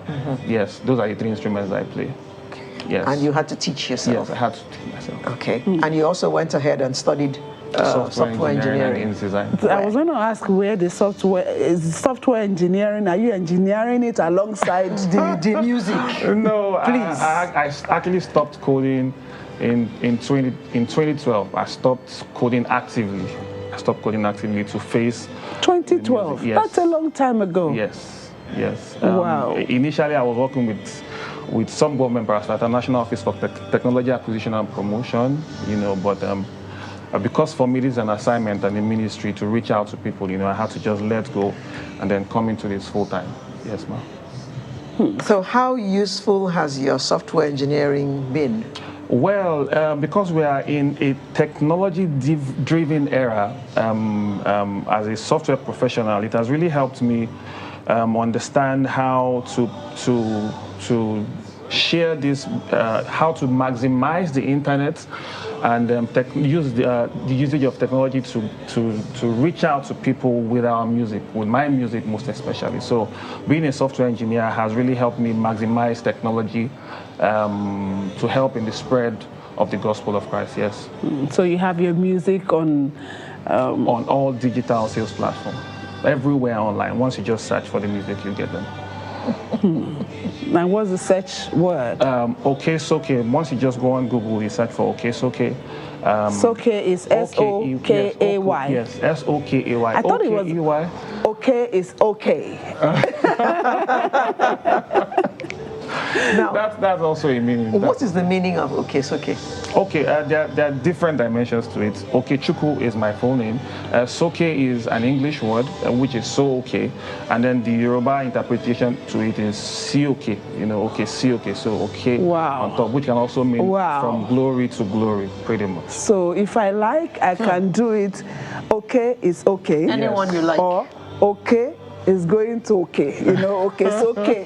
Choose your choice. Yes. Okay, it's okay. It sounds very nice. Yes. So you live in Lagos? Yes, I do. And you're married in Lagos? Okay. Yes, I am. How is family life?